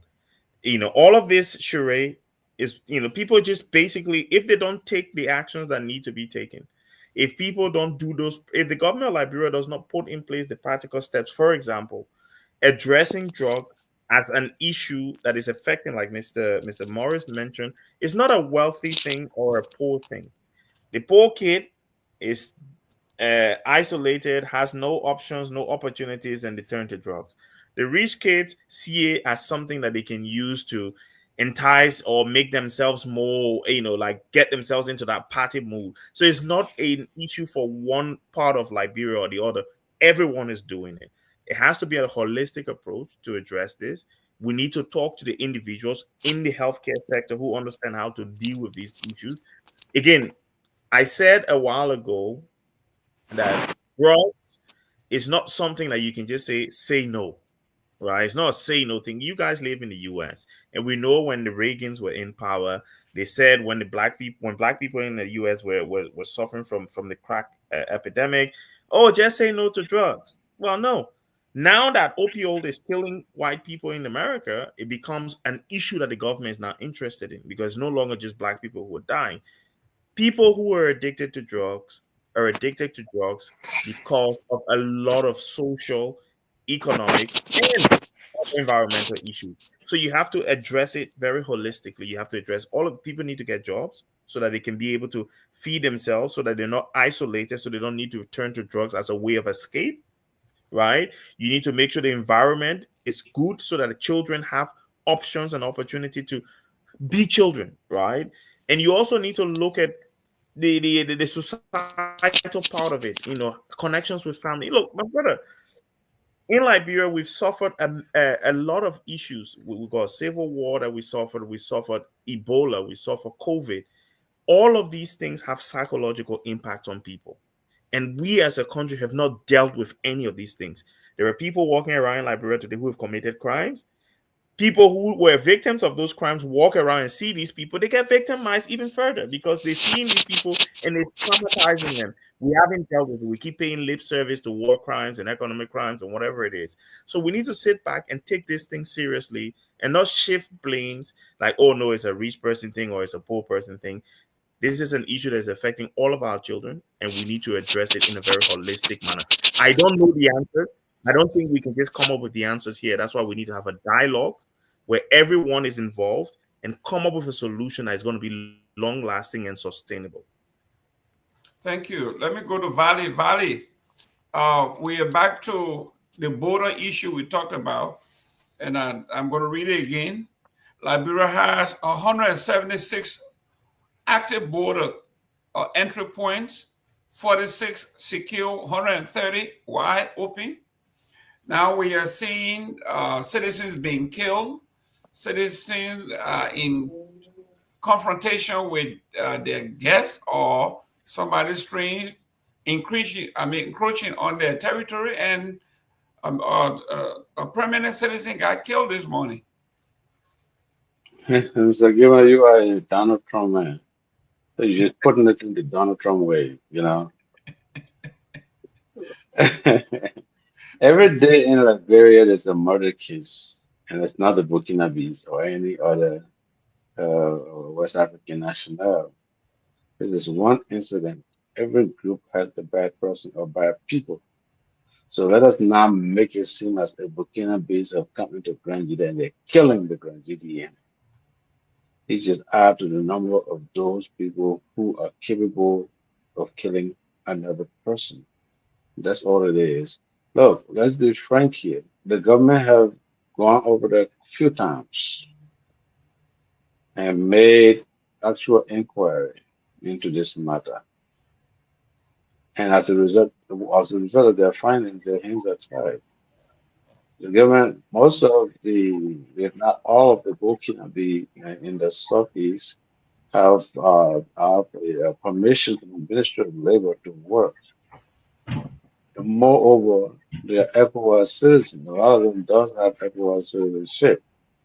All they have to do is document their state. But Burkina will not just walk across the border and just pick Grand land and just start working there. I mean, it might be a hooligan, but they're not that bad because they could cross into Nimba County as well. Nimba County has a lot of porous borders with the Ivory Coast. With Grand side, at least, they are mostly river Buddhists with Ivory Coast.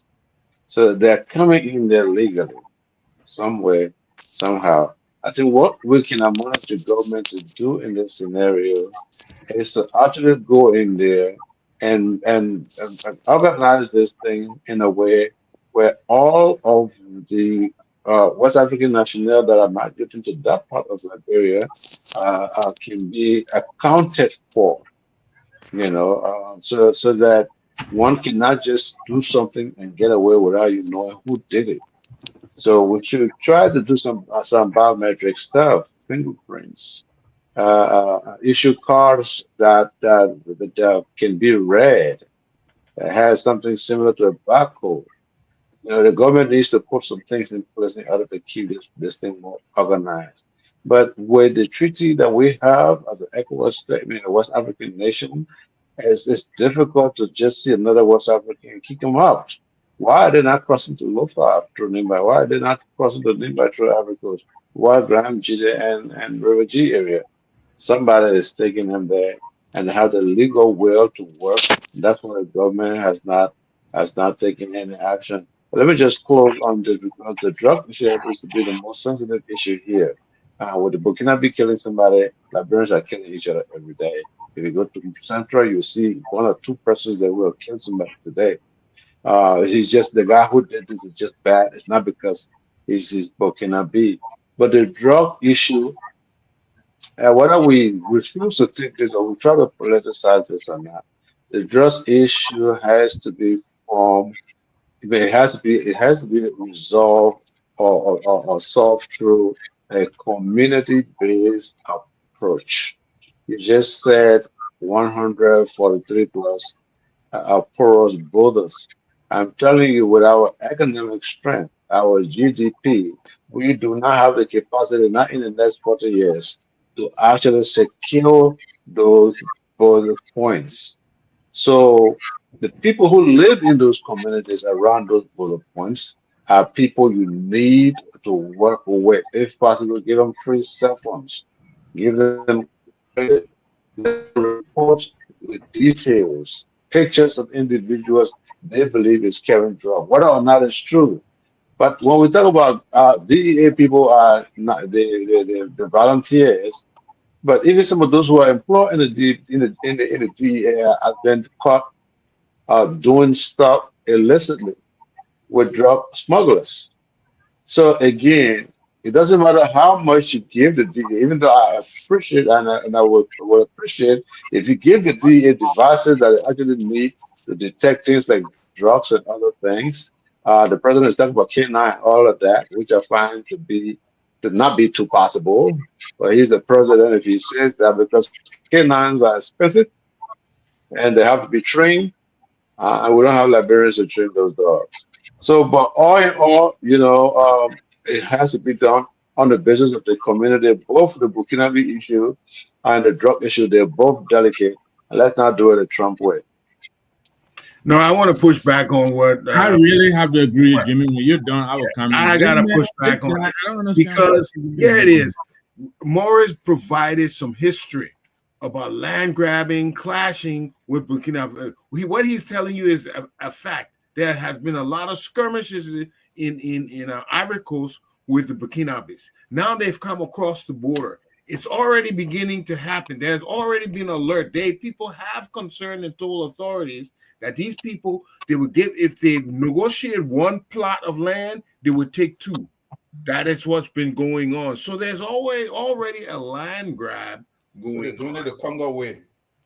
Whatever, keep on blaming somebody for 18 something for your life. Keep on blaming them. Jimmy, don't get up, man. And credence. Continue blaming your whole life. And you talk about something that happened today affecting the people. You go all the way back. People believe in escapism. That's what they call escapism. Your reality, you can do or make a difference to who you are, what you're doing in this present. Stop blaming. Stop putting the butt on somebody else. You are responsible for your destiny, and you can change it if you want to.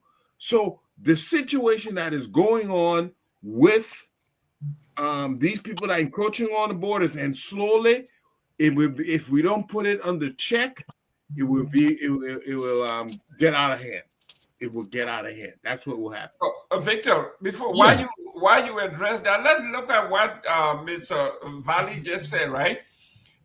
We should also look at this Mano River Agreement, this ECOWAS agreement that made us all free citizens of either one of those countries. You cannot address either one of these things in isolation. You gotta agree with him. No. Yeah, but the point he's making,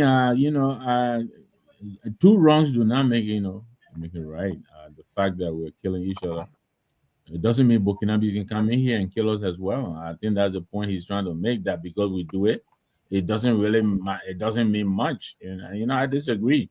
But yes, I agree that the problem, a lot of us said, that this, equals, open borders thing, and most of our neighbors will come and eat our lunch. This is what we were talking about. It has its good, and there are also the negative, the cons to it, and then maybe this is one of them where you don't need a visa once you're in the zone. I mean, all of us have benefited from it. We like it that way. You can travel to Ghana, Nigeria, any of these places. You don't need a visa. But it also means they can come in without a visa. Now we have to make sure that our laws on the book, they work.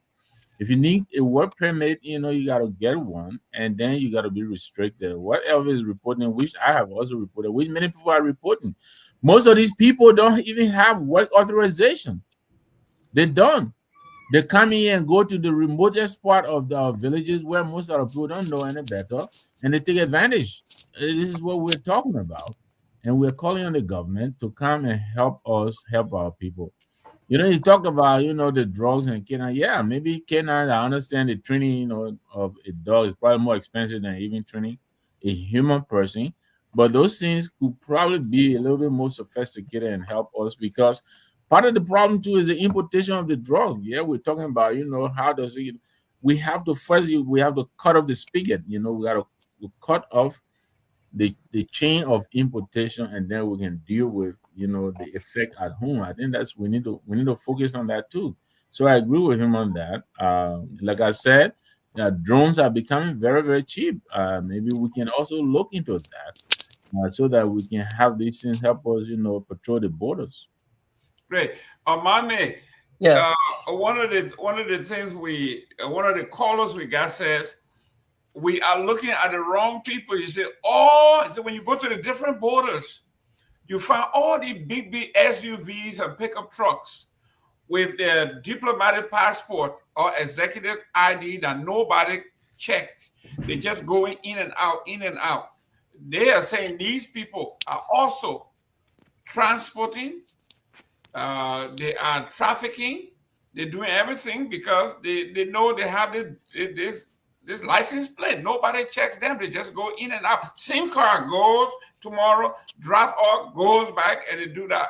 So he is saying you are looking at most of the wrong people. The regular folks that we are arresting, they are just the end users. We should look at the people who actually bring the drug in the country. Okay, so thank you very much. I couldn't wait to get to this point. Most of us are like picking parts of the whole. This particular fight has to be a holistic fight. It has to be holistic because the issue of a drug is not a joke. Even wealthy nations are still finding it hard to bring this particular situation under control. And ours is going out of control completely. And the reason why it is the way it is because most of the time we politicize it. And I would not blame this government if they didn't do they're not doing much as we expect. Maybe because they politicize it. But the fact is to fight drug is not easy. So every one of us need to make our input. It has to come from the airport. The K9 you're talking about is not so expensive that even the 1.2 million they use to buy the plane can buy maybe 4 or 5 K9s. And maybe you only need 2 at the airport because, mind you, the reason why people are so brave to bring the drug through the airport, I think they caught one woman at the airport, is because you know that there's nothing that will stop her, nothing that will detect it. We're not sophisticated. But if you have 1 K9 at that airport to inspect everybody who comes in, there will be some people who will bring drug, but they will not bring it through the airport. And the second thing is, like you said, there was a story I think 4 or 5 years back, people who are in government using their diplomatic immunity, using their vehicles that cannot be checked at checkpoints. Those are the ones that are transporting drugs. And it's a fact because stories came out about it. That these guys, knowing that, like ambulance and all were carrying drugs. because the ambulance will just go towards the checkpoint. They're not going to stop. So some of these guys will go to the border. They will trap a patient on their way back to Monrovia. They will make deals with these drug addict, drug dealers, and bring that drug in Monrovia. And the cost of bringing drug in Monrovia is sometimes 3 times the man's salary. So the man will say, okay, I got my ambulance. Anytime I come to the border, I will put your drug in the car. Give me $300, $400, $500 on one trip. And the person will deliver the drug to where they need to deliver it. Now, is that the only way of bringing in drugs in the country? No. But at least if you can start cutting off from the airport, you get 1 K9. You train few people. The community get involved. The civil society get involved. And like some of my panelists said, we need to derive a way where we can have social program to have resources. In America here, people go through rehab. They have resources. From there, we need to create employment. What are we doing on this platform? What is going to be our own input in terms of fighting the drug? We have not proposed anything individually or as a collective, as a team, to say, okay, say we've been talking about it here, talking. What can we do? How can we put small money together and create some kind of little company in Liberia to create at least 10 jobs for few people who will be coming from rehabilitation to be able to have something to do? Some of us here, I can believe that our bank account can afford that. If we just say, okay, from today, let's just stop the plenty talking. Let's put $1,000 together. 10 of us, that $10,000, it can buy some kind of machine from China to create a black factory. Black factory is not expensive. People constructing, a lot of construction going on now. If we just get out one black factory that can employ 10 persons, most of those children, when they come from over there, some of them will become listeners. Some of them will be beating black. Some of them will be selling black. And it will create employment. But we have not done any of that. We have not even proposed it. So can we now, as individuals, as a team, say, okay, let's put our mouth where our money is? That's one. Then when we go to the situation happening in Grenjide, the first thing I would suggest is we need to send a fact finding. FOL is a media institution. They can do what you call FOI request, freedom of information request, and know the status of what's happening in Grenjide and the southeast. If we can send reporters there to go and find and verify the information, because as we are speaking, we're just speculating what killed the Liberian citizen, whether the Burkina be attacked by the Liberian citizen or what happened. We don't know the veracity, we don't have the total information. So we're just speculating.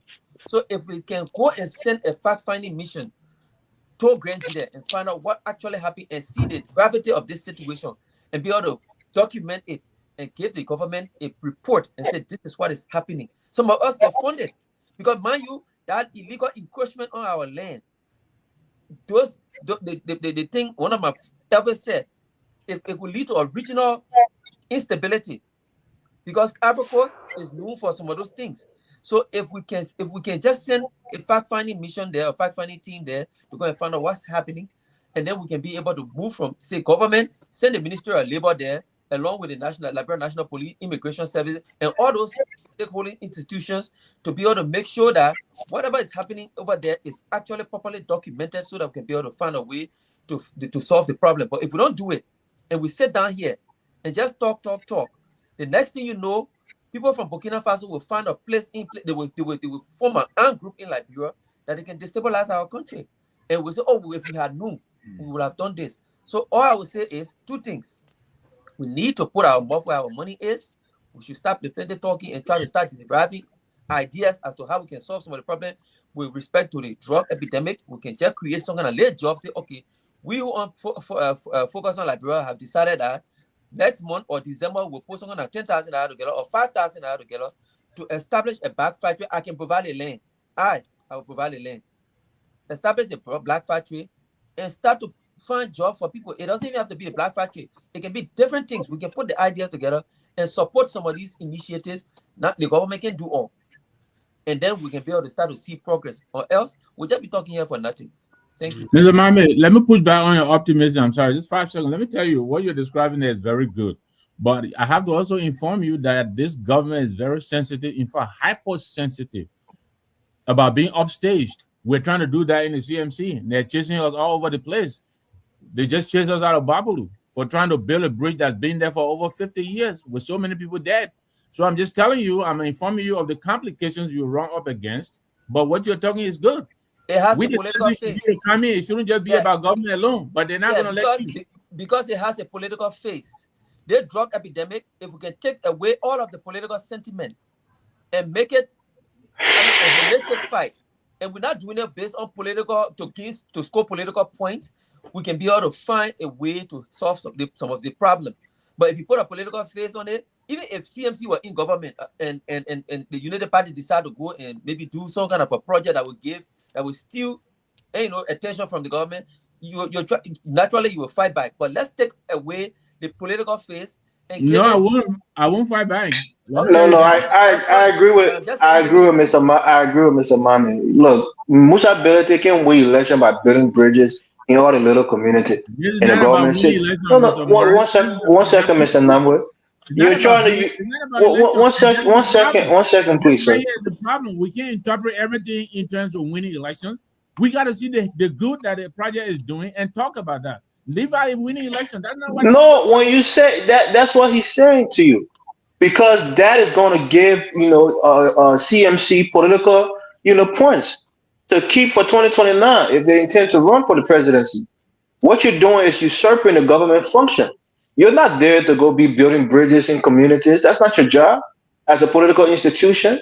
That's not your job. You don't see Democrats going. Well, please. I mean, please, you gotta. Mr. Morris, this is unacceptable, right? Because you're please. Hold on, guys. Let me. I'm not. Another 1 minute. Mr. Mami is saying that we should come together as Liberians, put money together, and go. But guys, you guys are not even letting me finish my sentence. Liberia is doing the same thing. What's the difference, right? Listen to what I'm. If it's PMC. Or it should be a bunch of individuals on focus on Liberia. What's the difference? Listen, no, a political institution. Mr. Gayman, I had 30 seconds. I didn't even finish. Yeah, please, 30 seconds because we gotta go. Yeah, a political institution has ulterior motive. They want to score political points. We're all sophisticated enough to understand that. Musa Belete, largely won his position because of what he did. That is a false statement to make. Hold on, please. I hear you. It does not mean that because they are doing good doesn't mean they have ulterior. I hear you, sir. I hear. I mean, guys. Don't make your belief a fact, right? It's fine. I hear you, Dr. Booty. I hear you, right? My point here is, look at the pattern. The last 5 years, Musa Belete wasn't building bridges all around the country. I'm sure he had the resources to do it. Once he started a political party, and before he won a seat in his district in Nimba, he built that bridge that he said cost $700,000. Now he intends to replicate that in other places so that he can gain political relevancy with the people there. We're not stupid people. We have a brain. We see what's going on, and we're calling it out. That's all. Thank you, guys. We run out of time. Let's take 1 minute each. Mame, you're closing. Yeah, so it was a very good show. I enjoyed the exchanges, and I really love the panelists, every one of you guys. And today, we are talking about drug epidemic in Liberia. When I was born, up to the time the war came, I never heard about it. And we're seeing how serious it's getting and how it's denigrating our society. If we don't do something that is out of the ordinary, if we continue to politicize it and put political faces on different projects, we'll lose the next generation to drugs because we are a very poor country. That's one. The second thing is, I wanted to speak about the issue of the University of Liberia, but I did not have the opportunity. So I will use this time to call on the government to abandon that. They found $8 million to put in the budget to renovate the Capitol building. But for the university that was established hundreds of years ago, they have not been able to find money to keep the university at a universal standard. I'm calling on the government to do everything they can to ensure that that university is renovated. Because when SUP start to protest, they will say, oh, SUP ready again. And some of us, we know what SUP can do. So let them make sure they put some money in the budget to ensure that that university is renovated and kept at international standard, or at least at an optimum standard. The last thing I would like to say is, with respect to the issue about the drug and the border, we have to put hands together. All of us Liberians, we have to unite as a people, take away our political caps, put away our political differences, and ensure that this particular fight, if we're going into it, let's go into it as unified, on a unified front, as Liberians, as nationalists, as patriots. And that's the only way we can win. When we shall have succeeded, then we can enter into our political catacomb and we can enter into our political bubbles. But for now, let's drop all of our political differences and fight as a unified front. Thank you very much. Thank you. Valley, Yes, sir. 1 All minute. right. So, Mr. Gilman, once again, thanks for having me. There are lots of stuff that we just discussed on the surface without understanding the in total. My place, I didn't have a road going there. I only had the olive room on my deed. But in order for me to go and make the road, I had to go to the city mayor based out of Smart Notice. I had to go there and they had to give me a certificate of go ahead because they had to come and actually assess the place to know for a fact if that is even an alley. I need a certificate to go ahead. Sometimes some people do it without government even getting involved, but sometimes when the government decides to apply its rules, then you have to abide by the rules. No one individual can just get up and go in government corridors and say they're developing it without government approval. You got to remember that this is no politics, CMC, and this is not the way to go. You jump in the gun, go through the procedure. The drug issue, like most of my colleagues have said, it doesn't matter how many guns you give LDEA, you need to work with the community. Only the community know the drug dealers. The LDEA themselves are also part of the community and they can also connive with the drug dealers. All of those things are possible. But if we put all hands on deck that the government is encouraging now, we will go far. Mr. Gilman, a murderer is a murderer. Doesn't matter where he or she is from. Okay, let us not do this thing about, Donald Trump. But I want to thank you guys. I enjoyed my time with all of each and every one of you, and I hope you guys have a good Sunday night. Thank you. Ducle, 1 minute. Well, thank you very much, Mr. Gayman, and thank you very much to my fellow panelists. I think it was a very lively debate. But let's not forget. Again, I will come back to my initial point. This is a social problem that we have on our hands, and it has ballooned to become economic problem. Let's not forget about that. And so, it's unfortunate that the government does not have a single rehabilitation center to support these people. But I think we should continue highlighting these issues and talk about the various component associated with this issue so that at least like the just held march, there is some level of awareness that has been raised, and I think it's a national duty for all of us here to do all we can to raise awareness.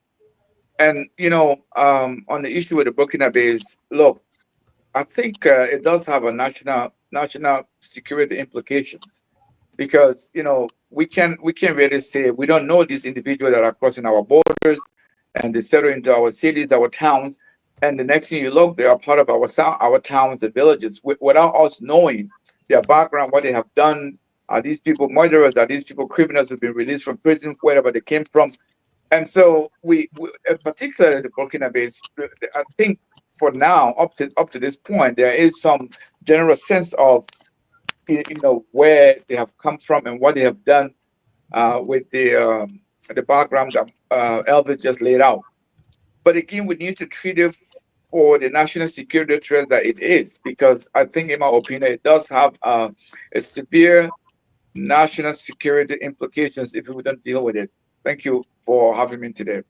Thank you. Dr. Booty.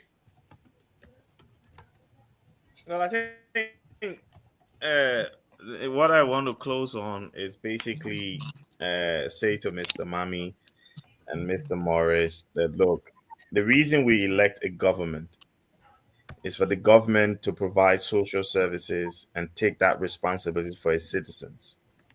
Calling on Liberians here on Focus on Liberia to set up a black factory to help 10 people in Liberia will not solve the issues of drugs in Liberia. It's not 10 people in Liberia that are using drugs. There are hundreds, if not thousands. So if we help 10, is that going to solve the problem? I don't believe so. The government of Liberia has a responsibility. The reason why we elect governments is so that they can provide social services for their citizens. So if these guys continue to take money that they should not be taking, pay themselves high wages and salaries and benefits, and you're asking me, right, who working half of my labor money, I'm gonna go take 1,000 and go put it together to go help people in Liberia. I don't think I join you in our campaign there, It's right? an Me, I will, investment. Wow. I Other will crew keep man, mean ba? It's an Yeah, investment. mean. but I Listen, didn't Yeah, guys, interrupt mean you. man. give the man Can you chance to not close. interrupt me? We Yeah, have run please. out of time, guys. Yeah. So I will not be putting my money in there. There's a reason why we elect a government. That's the job of the government.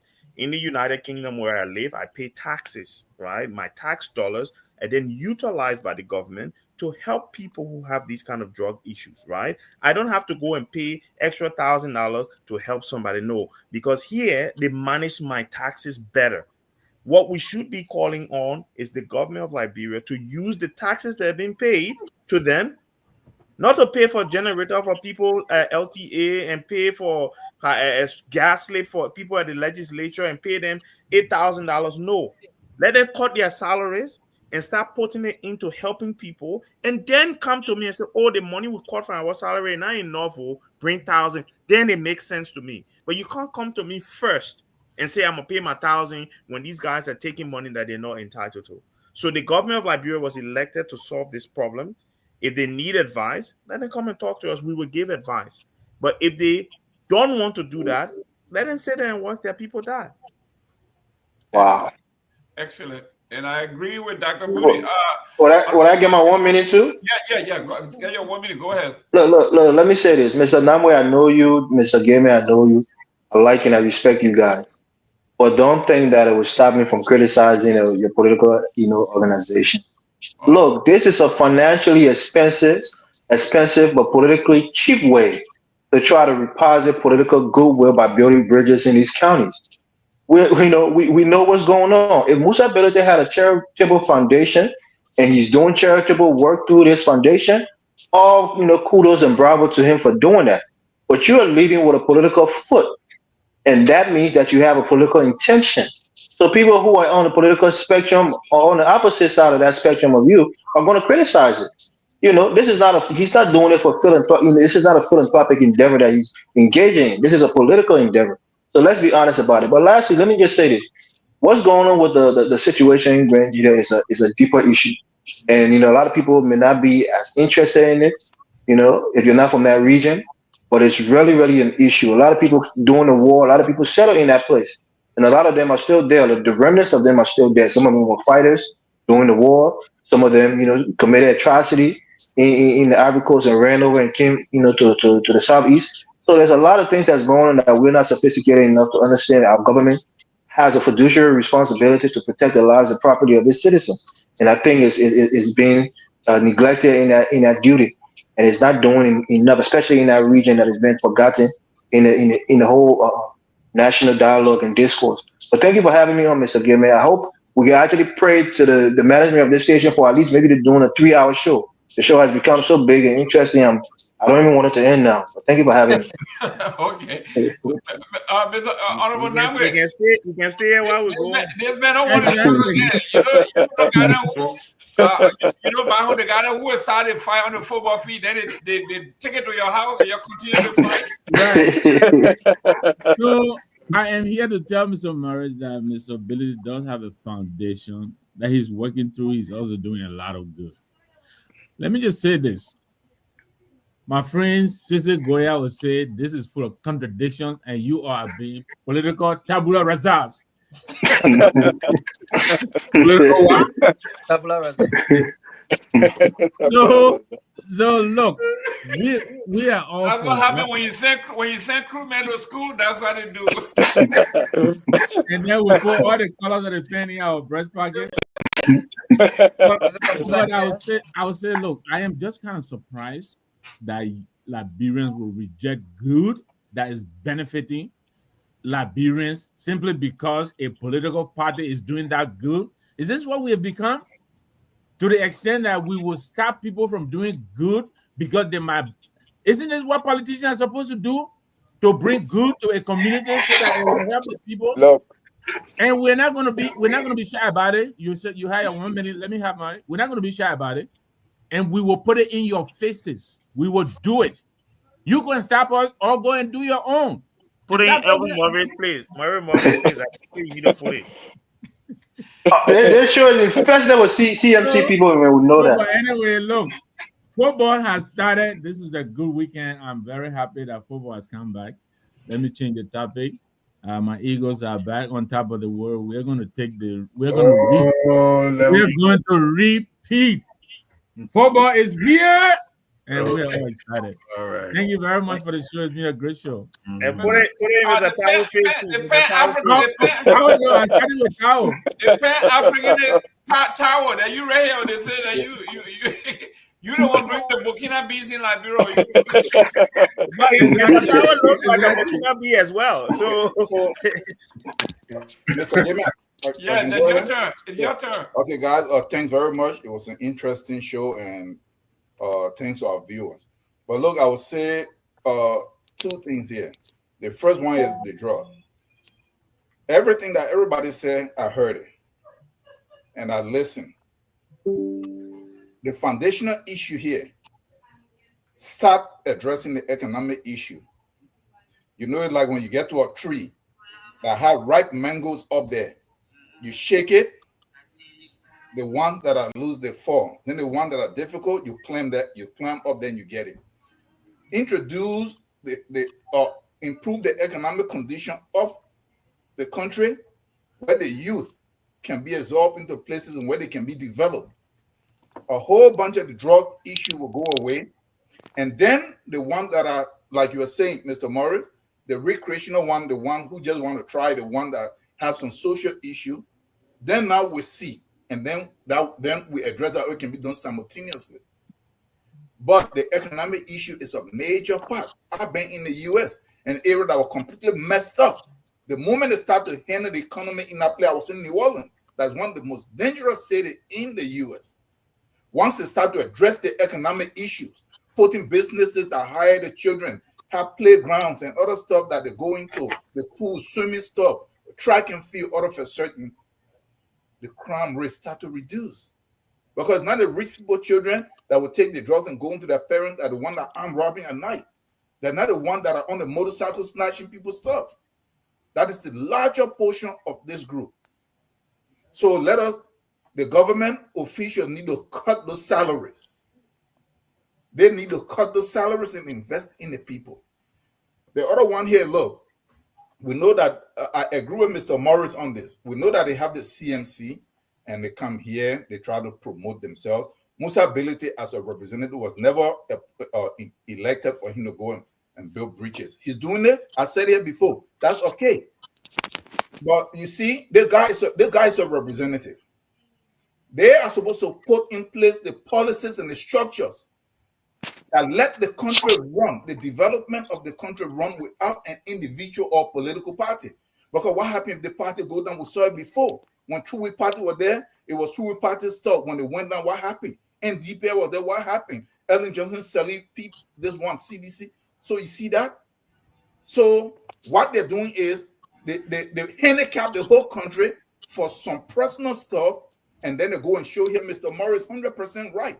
How can we sit and try to deny it? Look, Mr. Mohammed, I will just give you this statistic. Let me close with this. What you say here, nobody putting money together to go do something, no government is going to stop you. They put a political face on it with the intention to try to win some vote. That is it. Okay?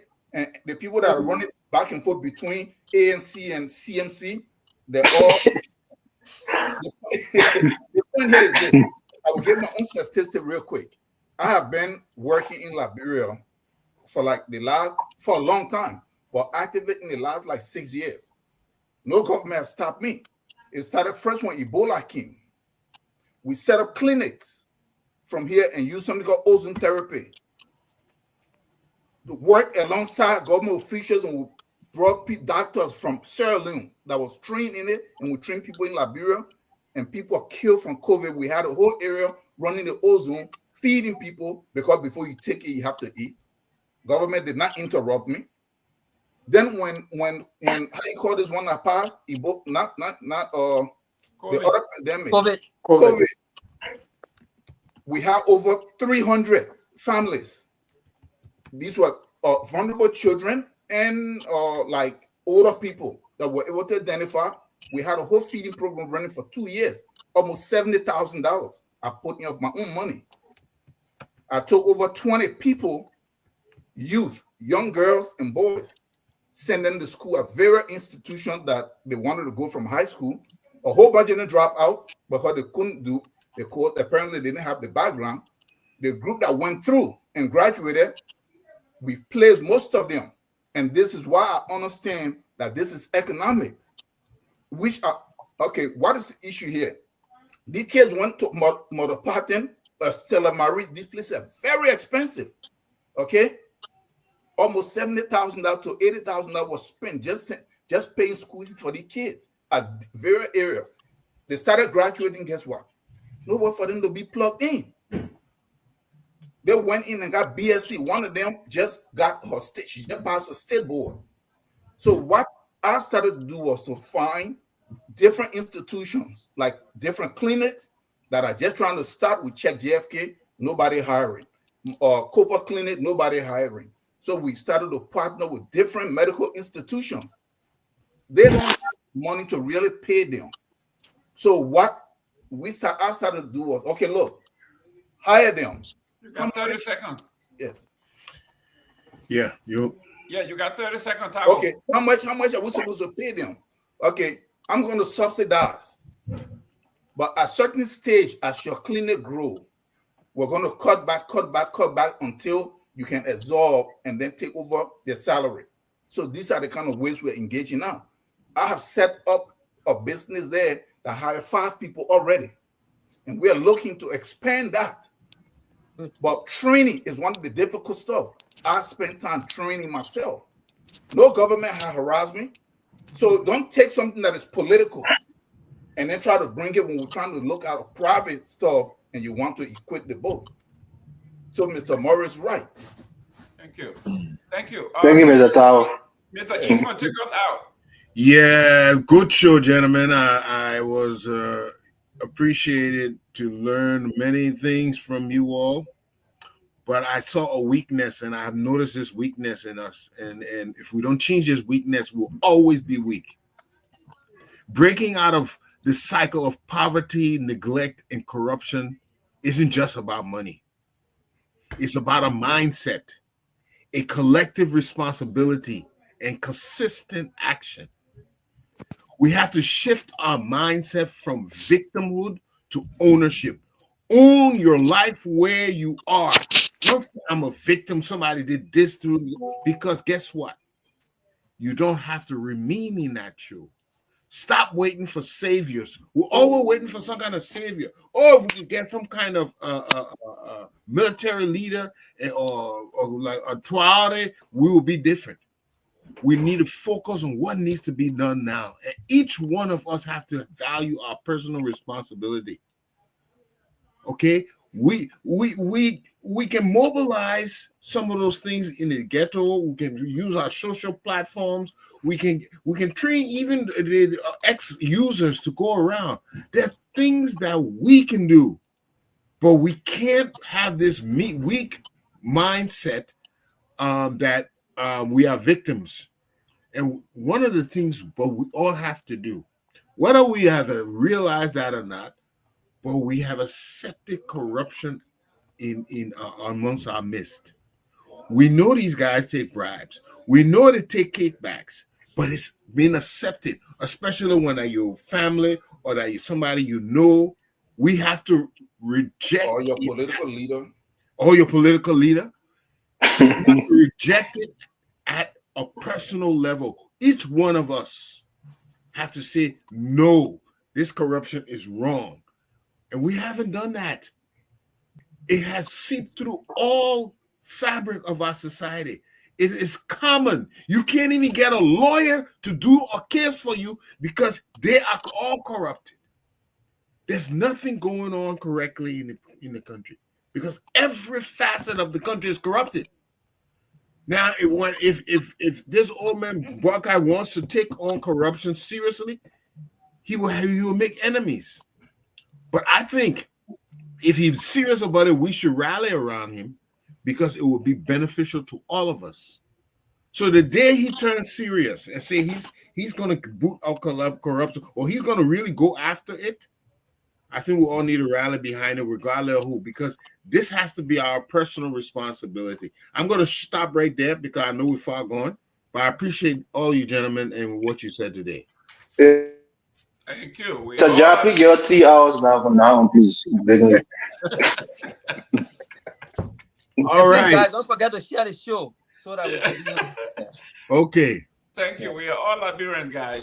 We are Liberians. Liberia is